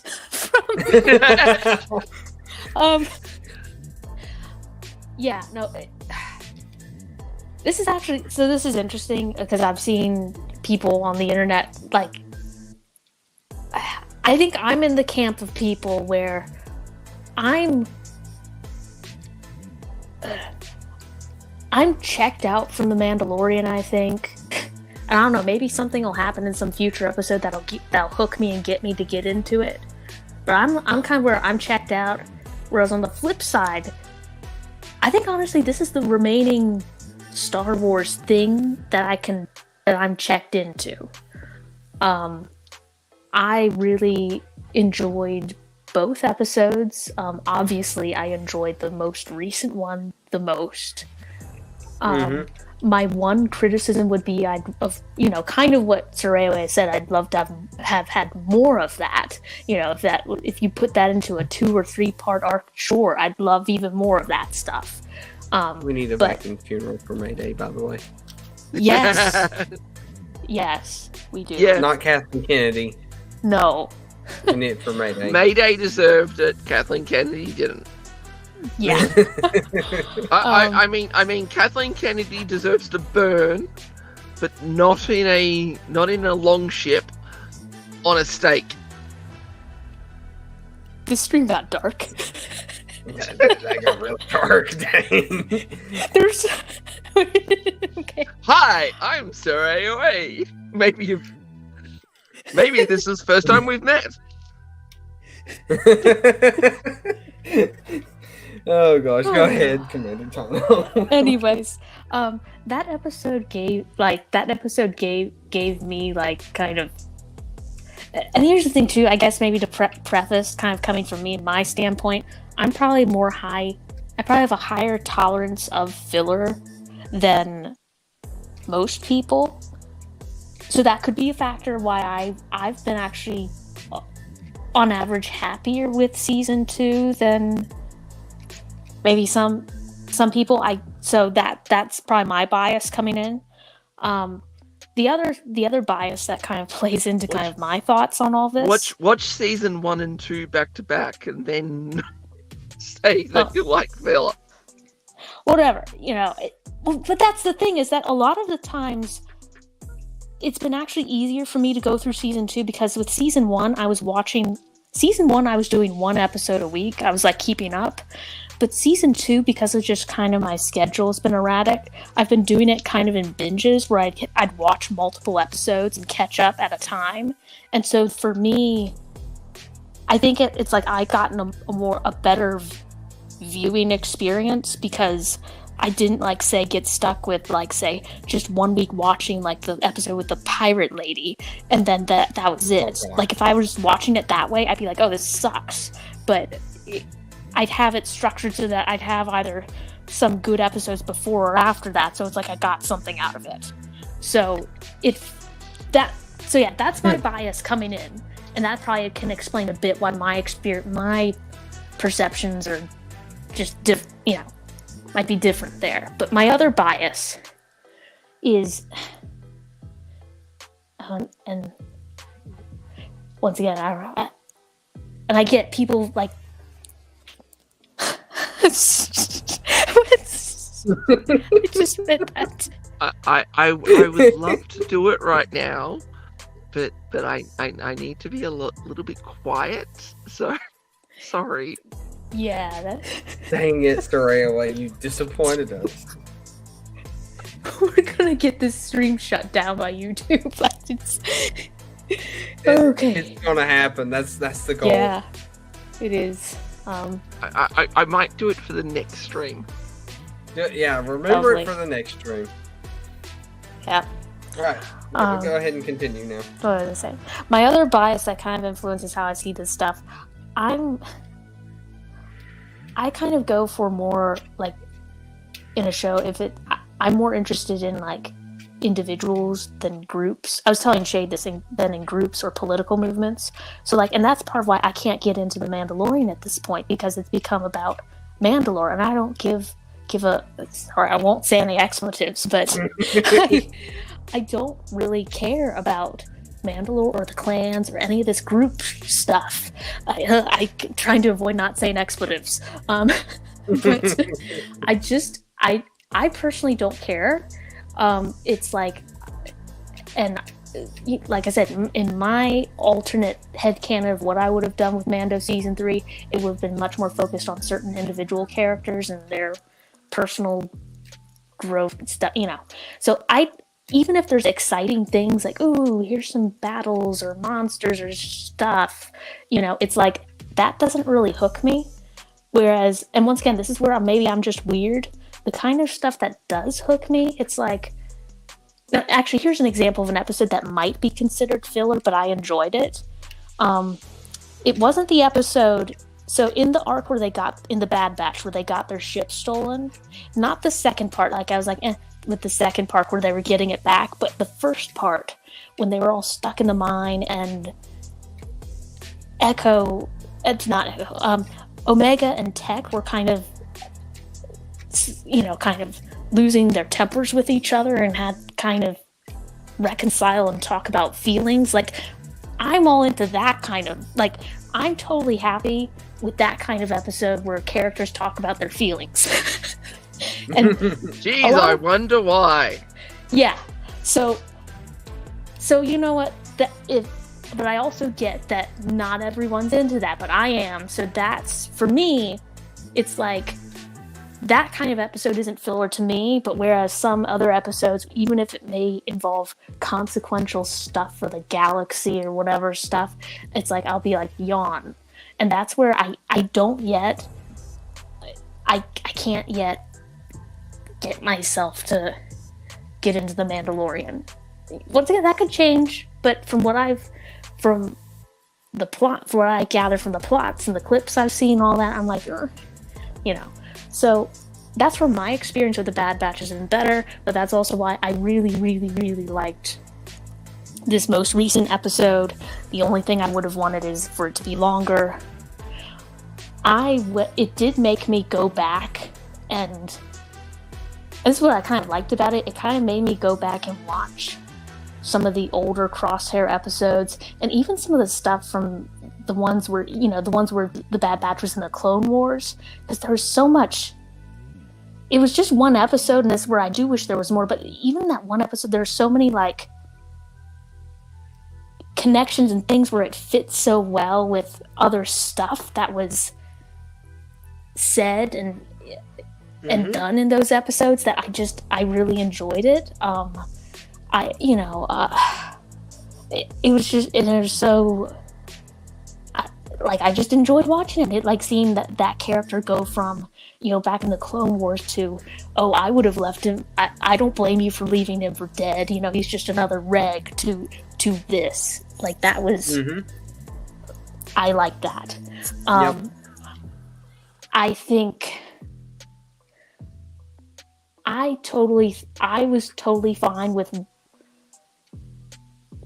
I would have liked to have fewer kind of true filler episodes in between so we could have gotten this episode sooner, but I think the circumstances made sense for him to snap when he did then. Because I don't think it simply was a boiling down to, oh, he finally realized the Empire was bad and evil. I don't think that was all it that was keeping him there. I think some of it was just kind of they even said this in the last season. Part of it, I think, is just a pride and unyielding sort of thing. You know, it's like, and people do this, like, with people, like, you know, people will stay in kind of sucky situations because, you know, And I think Like, I think that's probably half the problem, that we never really got an in-depth look on why he stayed. It all very much sounds like you know, what every other chipped clone says. So we don't really have a good foundation of why he stuck around. And yet again, it goes back to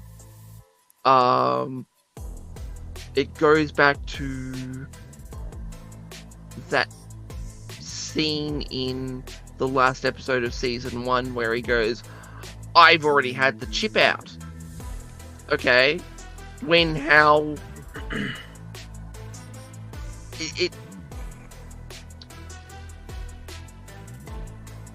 it would have been, I think, yeah. It's sort of a case of we don't understand his frame of mind enough to explain his actions now. So when this break finally does happen, it's just sort of doesn't have the impact that I think the writers thought it should have.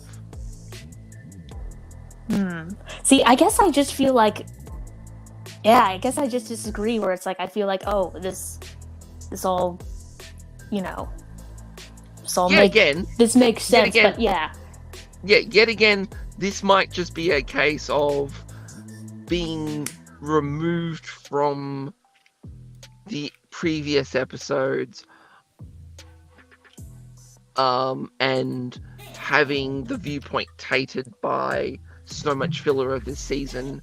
There's a lot of time that'll, like literal time for the audience that elapses between episodes for Crosshair. Yeah. So yeah. So that's where I say again, it's almost, that's where it's like, I feel like almost it was a better experience for me because I kind of half binged stuff, and so it kind of shortened that time. So it's like, okay, some things were still fresh, but even then, I think if they cut down some of the episodes, this then actually makes this, with everything you've been saying, it actually makes me more angry that they did not make this a 2-story arc. Yeah, I know, right? It really, because I mean, they really could have just slowed things down and had the discussion between Crosshair and Mayday on why Crosshair was still here. Because the thing is that that's a question that would come up for Mayday. You know, why the hell are you guys still here? Why didn't you steal a shuttle and just went, screw this, let's go AWOL? And the thing is that Mayday could then turn that back on Crosshair. And oh my god, this is actually just making me more angry. Well, save yourself, because I'm gonna get. I do have some preemptive anger. Sorry. Yeah. hang on. Shade, where's the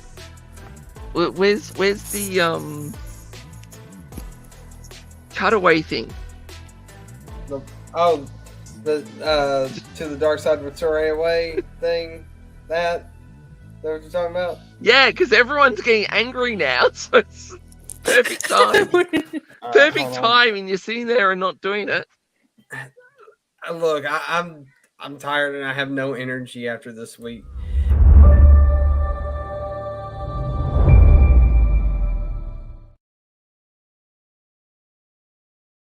Happy now? This is actually perfect complimentary kind of stream, because Sir AOA is getting angry at kind of past and... Yeah. Did you just cut out? Commander Tano? Because I it think sounded like she just... She was in the middle of something and then it cut her out. Yeah. Wait, sorry, my mic. Uh, Can you hear me now? Yep, now we can. Yeah. Okay, awesome. So yeah, I was saying it's perfect because Soraya is getting angry at past and present episodes. I'm actually a lot of my anger is preemptive anger at future episodes because I'm happy with this episode we got overall. Yes, I'd like it longer, but what I'm kind of angry at going forward, I am so cynical, and I'm in part saying this that it doesn't happen. I'm trying to kind of like do the opposite of manifesting it by complaining about it in advance. You're using your Mary Sue powers again. Yes, I am trying. Yes.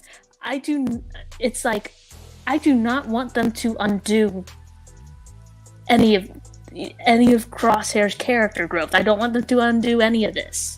Okay, now he's turned. Good. But going forward, I do not want any redemption deaths. No. I do not want them to brainwash him again or reprogram him. I don't want them to butcher him and turn him into a dark trooper or whatever people are saying they're going to do to him. Oh, No. I didn't think about that. I don't want them to turn him into that unknown clone assassin who said he was like a believer or whatever. I don't want them to do that to him. I don't want them to do any of these things. All I want is for him to be back with his family and for Omega to have her 5 dads and they'll be just happy. That's it. I am not asking much. I'm so sick of redemption deaths and kind of the bittersweet, sad, depressing endings in Star. I'm sick of it. Hang on. But wouldn't it be brothers, not dads? Whatever. They're functionally her dads. Whatever. Yeah, Actually, now it's jumped into my head of that one image that was very popular on the internet. I hope you're not thinking of the image that I'm thinking of. What? The one with the couch Oh no. and the 5 standing behind? Shut up, we know what you're saying. Sir, she is underage. They're all underage, technically. Because she's older So than it's them. fine. Yeah, true. Well, I mean, yeah, that is true. I don't even want to think about that. No, we're not going to think about that.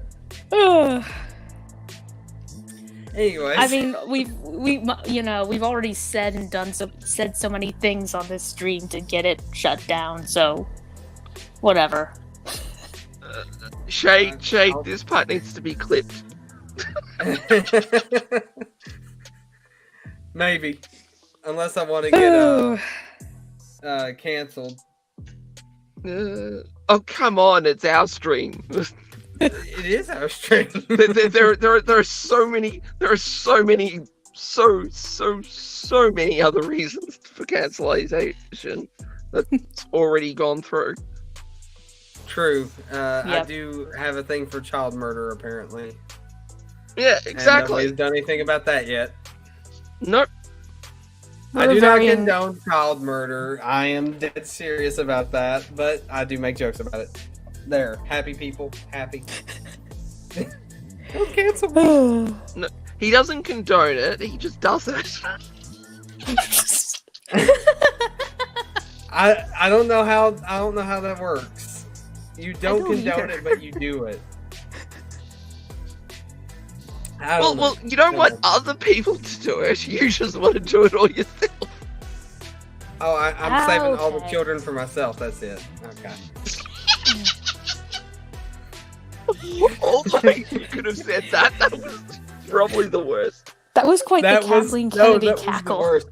No, that was the worst way to say it. I don't mean Oh, it yeah. that way. Leave me alone. You know what? No, we're done here. We're done. I'm going to leave now. I've already gave people ample reason to cancel me. So Every eye open up. Go ahead and finish what you were saying, Commander Tano. If you can. What was I saying? Yeah, I'm just preemptively angry because I do not want them to undo anything. Okay, they already did that at the end of season 1. That's okay. Fine, but they can't. No going back. No, don't leave him on an island again. Don't none of that. Like, agree with that. and I don't. Come on. We all know what's going to happen next season. The band's going to get back together, and they're going to storm the castle to save the princess. I mean, save Crosshair. I hope so. I don't think they're going to, because this is Mount Tantus on Wayland, or Wayland, not Wayland. Wayland. It was confirmed that this was Wayland from the Heir to the Empire books. The Thrawn trilogy. Yeah, but I mean, the thing is that they're going to get Rex, Echo, Cody, any other named clone that might be around. They're going to storm the castle storm the mountain, and any clone that doesn't rock up in Rebels is going to be killed, and the Bad Batch is going to rescue Crosshair, and they're going to ride off into the sunset. And I don't honestly see that. and we won't see anyone else until season 3. I actually, just speaking of the finale, what'll be in it, I do think at this point,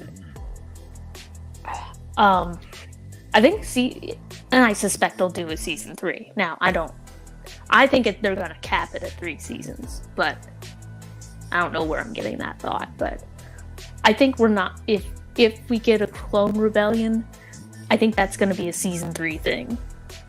Yeah, you're probably right. Because that kind of makes sense. Like, if you're going to do this series in a kind of trilogy style and have the big Clone Rebellion at the end, this season going forward, it's going to be kind of, provided they don't kill him or brainwash him or butcher, whatever they're going to do, turn him into, another one of those assassins. Provided they don't do any of those horrendous things to undo the progress made in this episode. The rest of this season will be about getting the family back together again, and then the next season, I think it'll tie up loose ends. We'll probably get back to. See, I don't think we're gonna get back to Cody this season. Like, maybe, but I think that I don't know. I feel like that's more of a season 3 thing too.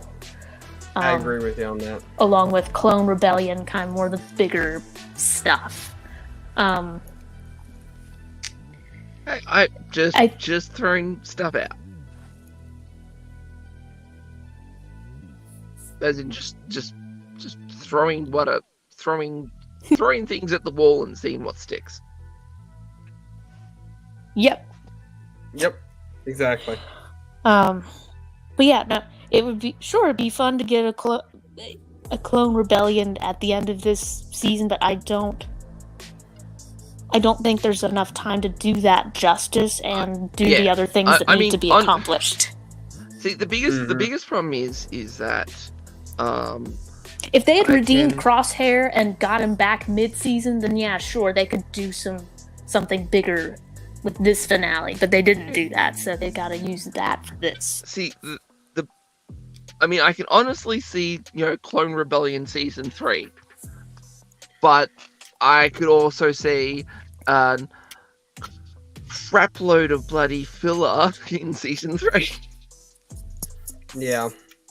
Well, all the filler was like different stories of different clones and them getting fed up with everything.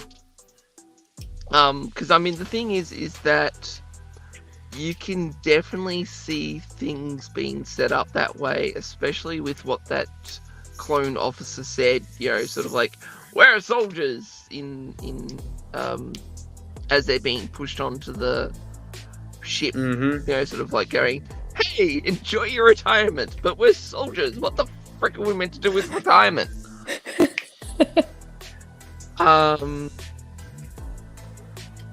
So But, I mean, you know, you can definitely see it all being pointed to a clone rebellion. Mm-hmm. Yeah. But I It will don't happen. think there's enough meat on the bone for an entire season. I think you potentially could, depending. That's the where would the clone rebellion take place, and how? Yeah, exactly. See, the thing is that if they sort of semi have the clone rebellion at the mountain rescuing Crosshair, yeah, you can cut the head off a lot of snakes, and just have everyone ride off into the sunset.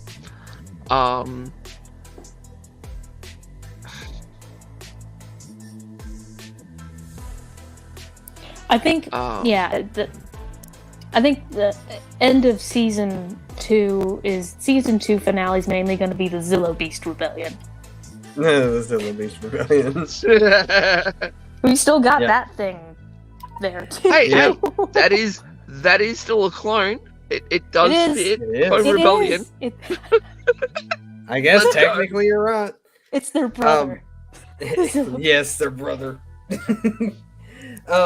You're still I'm my actually- brother, Zillow Beast. I think Hey, I'm step brother. Woo woo. shut up.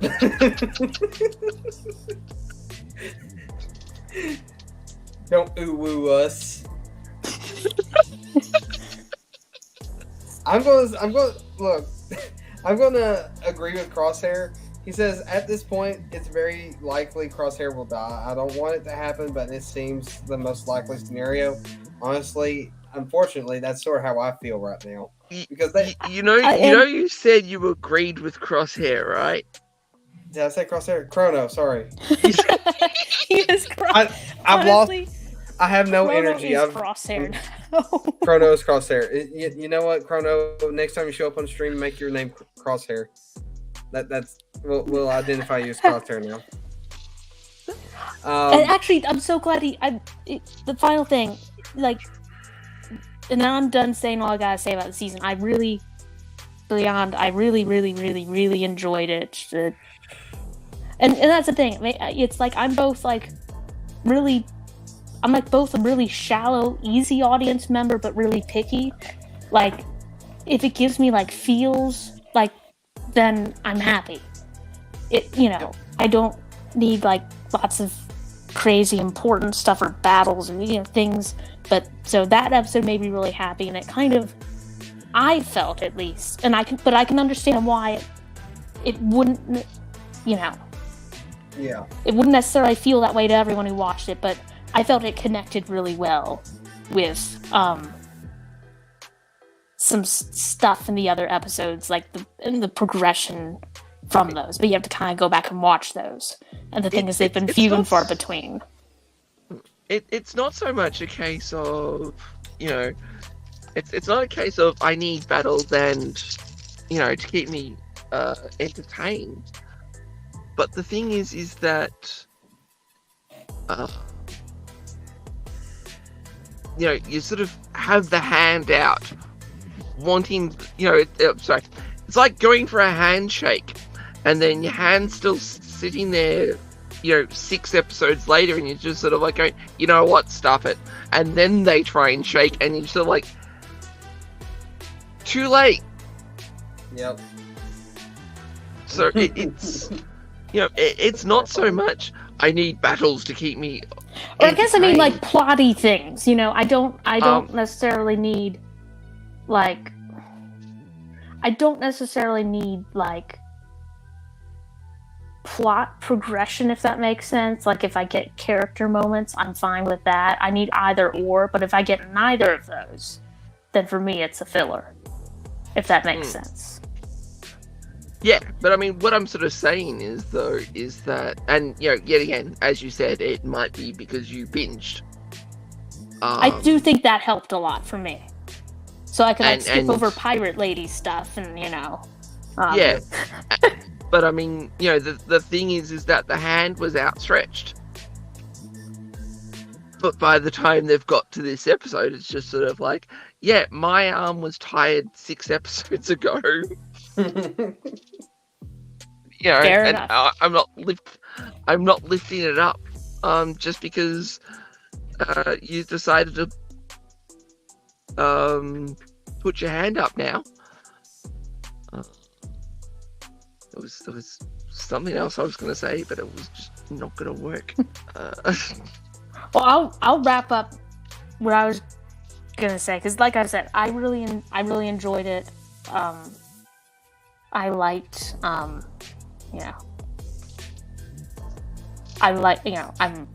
really wish we'd gotten more of Mayday, because I liked the dialogue that we had with him and Crosshair, and the kind of. I think he was. Yep. I think he was like dialogue wise and how they wrote, like he was a good match for Crosshair to kind of get him to like say things other than, oh, I'm just a job that I'm doing, good soldiers full of orders and all that usual stuff, Yeah. But yeah, I could go in more to that, but we've been streaming long enough already. The final thing I would say... haven't. We need more. The final thing I would say is come on, I gave you one, Shade. I know, I'm trying to find it. Hold on. We'll give you time. Yeah, here we go.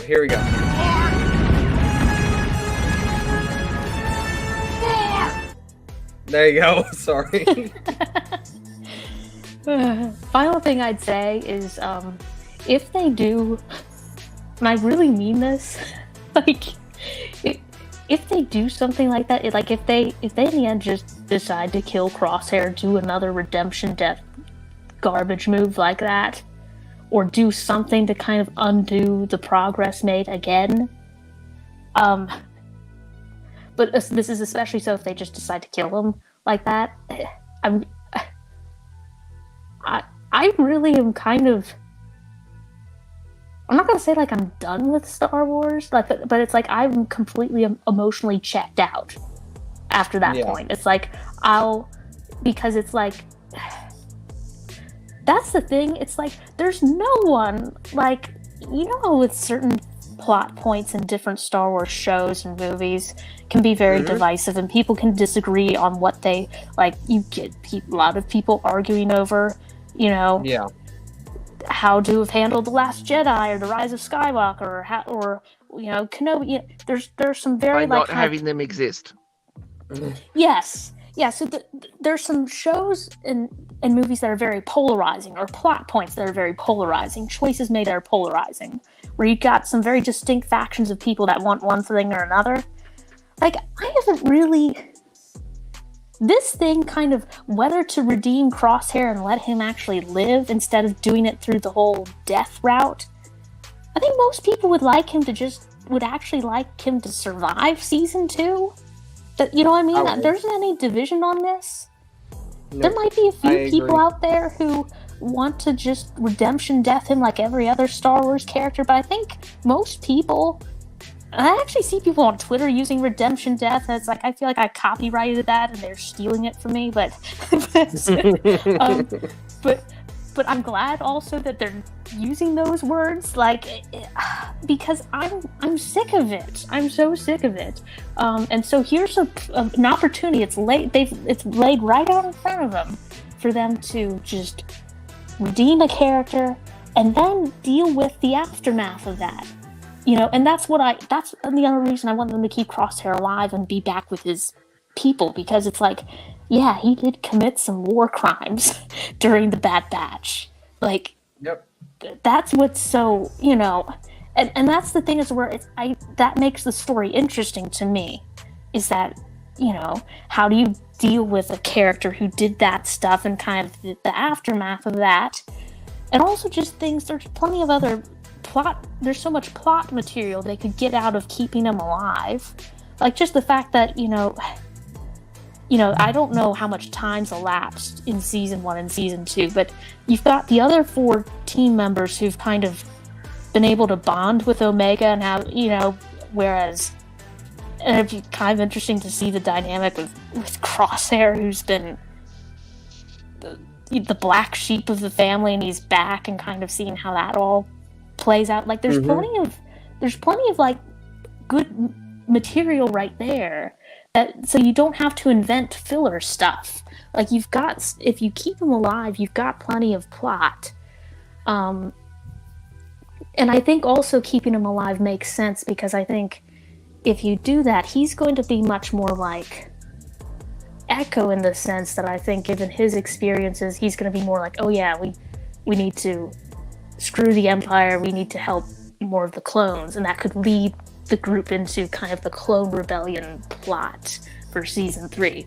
That would all make sense. If you were being smart with this, that would make sense to keep him alive. There's so many reasons for that. And just like I said, I'm sick of redemption deaths. And so if they do that again, I'm really like, kind of like, that's like you had this opportunity handed to you on a silver platter and you threw it away. Like, I don't see why I should. There's no point, like, to get, like, invested in a character, because it's not going to go anywhere. I know I'm now going to just accept that that's just the curse of Star Wars. All that you can never actually have a truly just kind of nice, happy ending for. And I'm not asking for happy endings all the time for every Star Wars story. I'm just asking for, a few, Yeah. I'm not asking for them all. I just think kind of, and that was probably honestly another reason that why I Andor'd Andor to begin with. Even though I've heard good, better things about it, it's like, I really can't get invested in that show because I already know what happens to the main character at the end. And so it's like, to me, it's like, oh, what's the point? Yeah. Now, people would ask, well, how can you get invested in, say, the Clone Wars, because you know what happens to Anakin and, Obi-Wan at the end? And my answer is really simple. It's because there are other characters in that show that that don't, either I don't know what happens to them, or I do know that they have happy endings in the end, and I can get invested in that. So yeah, if my wanting kind of some characters to be happy makes me a shallow audience member, then so be it. I am shallow. And I want Star Wars to be shallow for me. So, like, that's it. Fine. But yeah, if they kill him, I'm done. I'm done. Like, I'll still watch stuff and kind of, but I'm not invested. Like, it would be more watching as like a critic, to be like, oh, and criticize and laugh and mock what I'm seeing in front of me. But I will not. I'm never again. I've learned my lesson that I just can't. I can't expect to get that kind of I can't expect to get those feels from Star Wars. So now I'm done. Okay. I guess I'll just go ahead and give my 2 cents on this whole thing. I'm very much like Commander Tano. I don't want no redemption death. Actually, I'm very much like both of you guys in a lot of ways. So I really don't have to say that much, because you guys have really said a lot of what I want to say. But there are some things that you guys haven't really talked about that I want to talk about. And that would be the fact that they actually brought the Zillo Beast back from season 2 of the Clone Wars. We're actually getting some sort of explanation to what they've been planning with the Zillo Beast. I had completely thought they'd forgotten about that thing. I thought they were never going to bring it back. But when I saw the initial, like, the baby Zillo Beast, I was like, wait, what is that? And I was like, oh, wait. Like, Oh, that was fun. Mhm. Yeah, it was amazing. I didn't. I was slow. I didn't realize what it was until it grew up. And the thing is, and the reason I'm so excited after watching these last 2 episodes is because, and I mention these books all the time, but the Thrawn trilogy, where Wayland was first introduced. Now, by the end of it, there is, now this is very spoilery, but by the end of it, a certain character is making clones that grow at a very rapid rate. And what they're showing in the Bad Batch right now is the Empire experimenting with that type of cloning. So I think they're going to have a Heir to the Empire-esque type of story that they're wanting to tell. I mean, they've already brought Mount Tantus back from Heir to the Empire. They've of course, introduced this rapid growth cloning, and it's not interesting with No, they better not rapid age Crosshair. Turn them. No. See, the thing is, though, I don't think that's going to happen to Crosshair. And also, another thing about the Clone Rebellion, I'm just going to go ahead and say all this right now. You got to know the importance of this planet. But Wayland was never discovered by the Rebellion nor the New Republic until after the Empire was defeated. So if they're going a similar route in this new universe as opposed to the old EU, then there won't be no Clone Rebellion. I doubt Rex and any of the characters that we know, besides of course Crosshair, will know about this mountain, which leads me to believe that since it's such a secure facility, somebody's going to have to die, and there's going to be no knowledge of this place. And where Crosshair is here now, he doesn't know where he is technically, so there's still a chance that he don't have to die. And I vote for Nala Se dying. Nala Se. Yeah, they're also going to mess with Omega finally. Give us like some. Maybe. I mean, the thing is that there's too much at that mountain for them not to do something. Now. Yeah.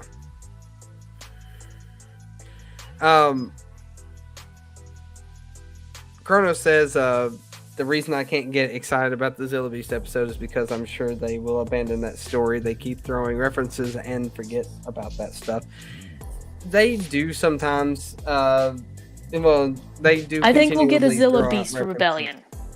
A Zilla Beast Rebellion. How many Zilla Beasts do you think they've cloned? Who knows? You only need one. Yeah. But it was easier for them to take it down this time. So maybe they've cloned at least 2. I don't know. They have the means, apparently, to knock them out a lot faster than they did in the Clone Wars. So, I don't know. But those little things, like confirming the planet being Wayland on Mount Tantus. And I think they're going to go the route of Heir to the Empire because they brought this mountain into play, and I don't honestly believe that there's going to be a rebellion on this planet. I think they're going to export Crosshair off world at some point while he's unconscious or something, and that's how, if he survives, that is. And that's how he'll not know what this place is, because I don't think they're going to reveal the location of this. And I know that Rex survives after, all the events of all this happens. And by Star Wars Rebels, he's like, he's an older man, and he doesn't, he's done fighting at this point, and he hasn't said anything to the rebellion about Tantus at all. So I don't think they're going to have a clone rebellion here, though. I think somehow Crosshair's going to escape, not knowing where he escaped from, not knowing how to get back to it, but he just knows that it exists, if anything else. But if that's the case, if he does know where it exists, then he may end up dying in the end. And I'm leaning more towards the dying in the end part, because I know how significant this place is and how secret it has to be kept. No. But that don't mean I hate you. I'm right. It don't mean I I'm hate right. you. No, don't I'm let sorry. me live with my delusion that no, it won't happen. Well, see, you're predicting it won't happen, and that's Okay, yeah. Well, You have to I need to reverse predict. predict. Okay, yeah, no. You need to. So, Yeah. I well, have see, to here's the predict thing. won't I need to happen. say those things you're saying. I need to say the Yes. things you're saying because I'm the reverse predictor, and you need to That is say the true. happy things. That is true. I will say this before. I'm just playing devil's advocate at the moment. I'm just giving everybody, my honest thoughts as to where it can go, but I'm going to predict that it doesn't happen that way in order to save the life of Crosshair. My prediction powers haven't failed me yet. It may be too late. We may have killed him. I hope not, but honestly, it's hard to tell right now. But I don't think they're going to kill him, at least not in this season. I think he's going to survive through the season. That's the other thing. Season 3, I probably will check out because they'll probably kill them all one by one, and it'll be so awful and just, yeah. See, the thing is, like, I can almost agree with you because we've not seen them anywhere past, of course, the Clone Wars and then this show. So we never saw them in Star Wars Rebels, but that don't mean, of course, that they are dead. They could be doing the one thing that Hunter had been wanting to do for the entirety of the Bad Batch and just lie low and live a normal life somewhere. They could be doing that very thing. And, Echo may or may not have went with them. Echo may be dead for sure. I mean, Echo would be one to die. He's already done it once. That's the other thing. That's probably going to happen. That's the thing. If it isn't Crosshair, they're going to kill Echo. And I don't like this. One thing I think, this is going to be the last thing I talk about. If a Clone Rebellion does happen, a lot of characters probably will die there. Like, let's say Commander Cody, he may die there. That's fine. I'll sacrifice him. Okay, that was fast. Yeah. No. All the Commander Cody fans are going to come and like try and kill me or whatever. But yeah, I'm happy to throw him into the sacrificial pyre and yeah. Yeah, for me, I just want to know what happens to Commander Cody. So if he dies, then I'll know. It's not like I'm opposed to it. I want to see him do something before he goes, though. That's the thing. And what I'm leading up to, and I think I've mentioned this before, but I have a feeling that Rex will stop fighting the Empire after this Clone Rebellion, and the Empire won't know that he was part of this Clone Rebellion. So, and the reason I say that is that, and I've mentioned it before, but in the episode where Ezra and Kanan and Rex fight a bunch of battle droids and then they end up fighting the Empire, Rex goes through like this PTSD moment where he yells out Cody's name. I think it may have something to do with the Clone Rebellion. I agree, and I think that would make sense if it was Cody who died in the Clone Rebellion, because then it makes sense too, because there was another Rebels episode where kind of Rex would say, was just talking to Kanan, he's like, oh, Cody and I did such and such, and I'm like, and obviously at the time then it's like, okay, where's Cody? What happened to him? I can see the Bad Batch being alive, those characters being alive in that timeline and just off doing their own thing. But I don't, and not seeing them. But I don't see, I think the explanation for not seeing Cody, the one that makes sense, is that he's dead. And that he died at some point, and that would make sense. Yeah. But yeah, that's what I was sort of leading up to with what I was saying, because like that gives me an idea of what may have happened to Cody. Now, when it comes to Echo, he may also have died in that clone rebellion, or he could be off with the Bad Batch somewhere. But Echo is the type that wants to do as much as possible to help fight the good fight. So I feel like Echo would be one to, die in a situation like that. So, which in my opinion, I'm almost okay with it, because I lost him once and I dealt with it. I can literally try to do it again, though I don't know if I'll be able to handle it or not. I didn't handle it well the first time. It hit me so hard. Like it when I watched that episode in season 3, I was watching it on my computer, and I'm telling you, it hit me so hard. So in the Clone Rebellion, Echo gets blown up and ends up on that, I forget the name of that separatist planet, but he ends up there again. Yeah, Skeko Minor. Back to square one. Back to it. No, this time I think we'll have an actual resolution to Echo. Yeah. But yeah, that's all my thoughts on these 2 episodes. You guys have already conveyed how much pain that I went through with Mayday dying. Like, that whole scene was so well done, in my opinion. It was really well done. It had me. It was also just like, I liked that there was for me, there was like enough dialogue, but not too much. I liked that more of it was kind of just facial expressions, and you know what I mean, like, and pauses and just tones. Like a lot of the kind of the a lot of like what was happening was a lot. It was just more. I liked that. I liked the subtlety of that. I liked that. Yep. How that was done. And goodness, like the animation with the snow and it was so good. Yeah. Just all of it was good. Yeah, but that's all I have to say now, because that last scene from that episode, it really got me. And I'm really looking forward to next episode because of this. I hope that next episode isn't a filler episode. I really hope it's not, because that would ruin everything.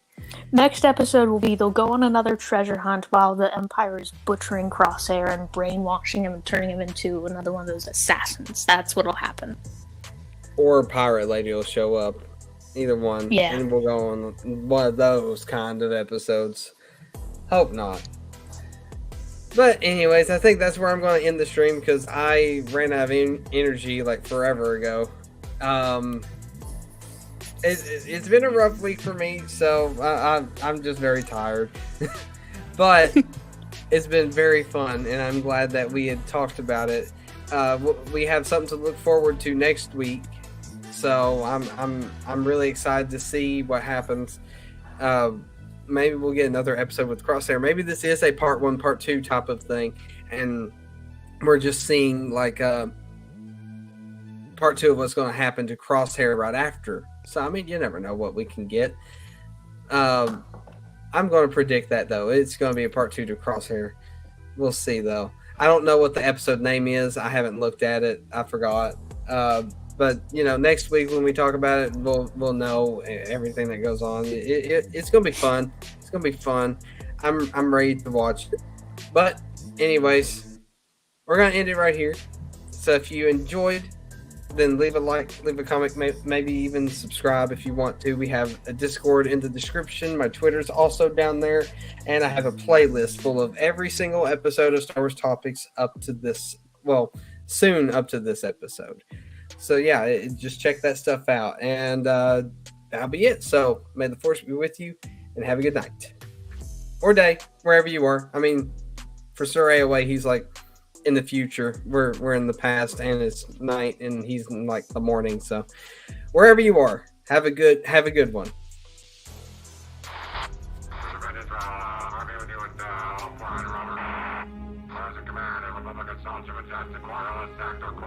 Sector. Take on 3 to 2 Martian 3.5. Geez, what a perfect time to come back.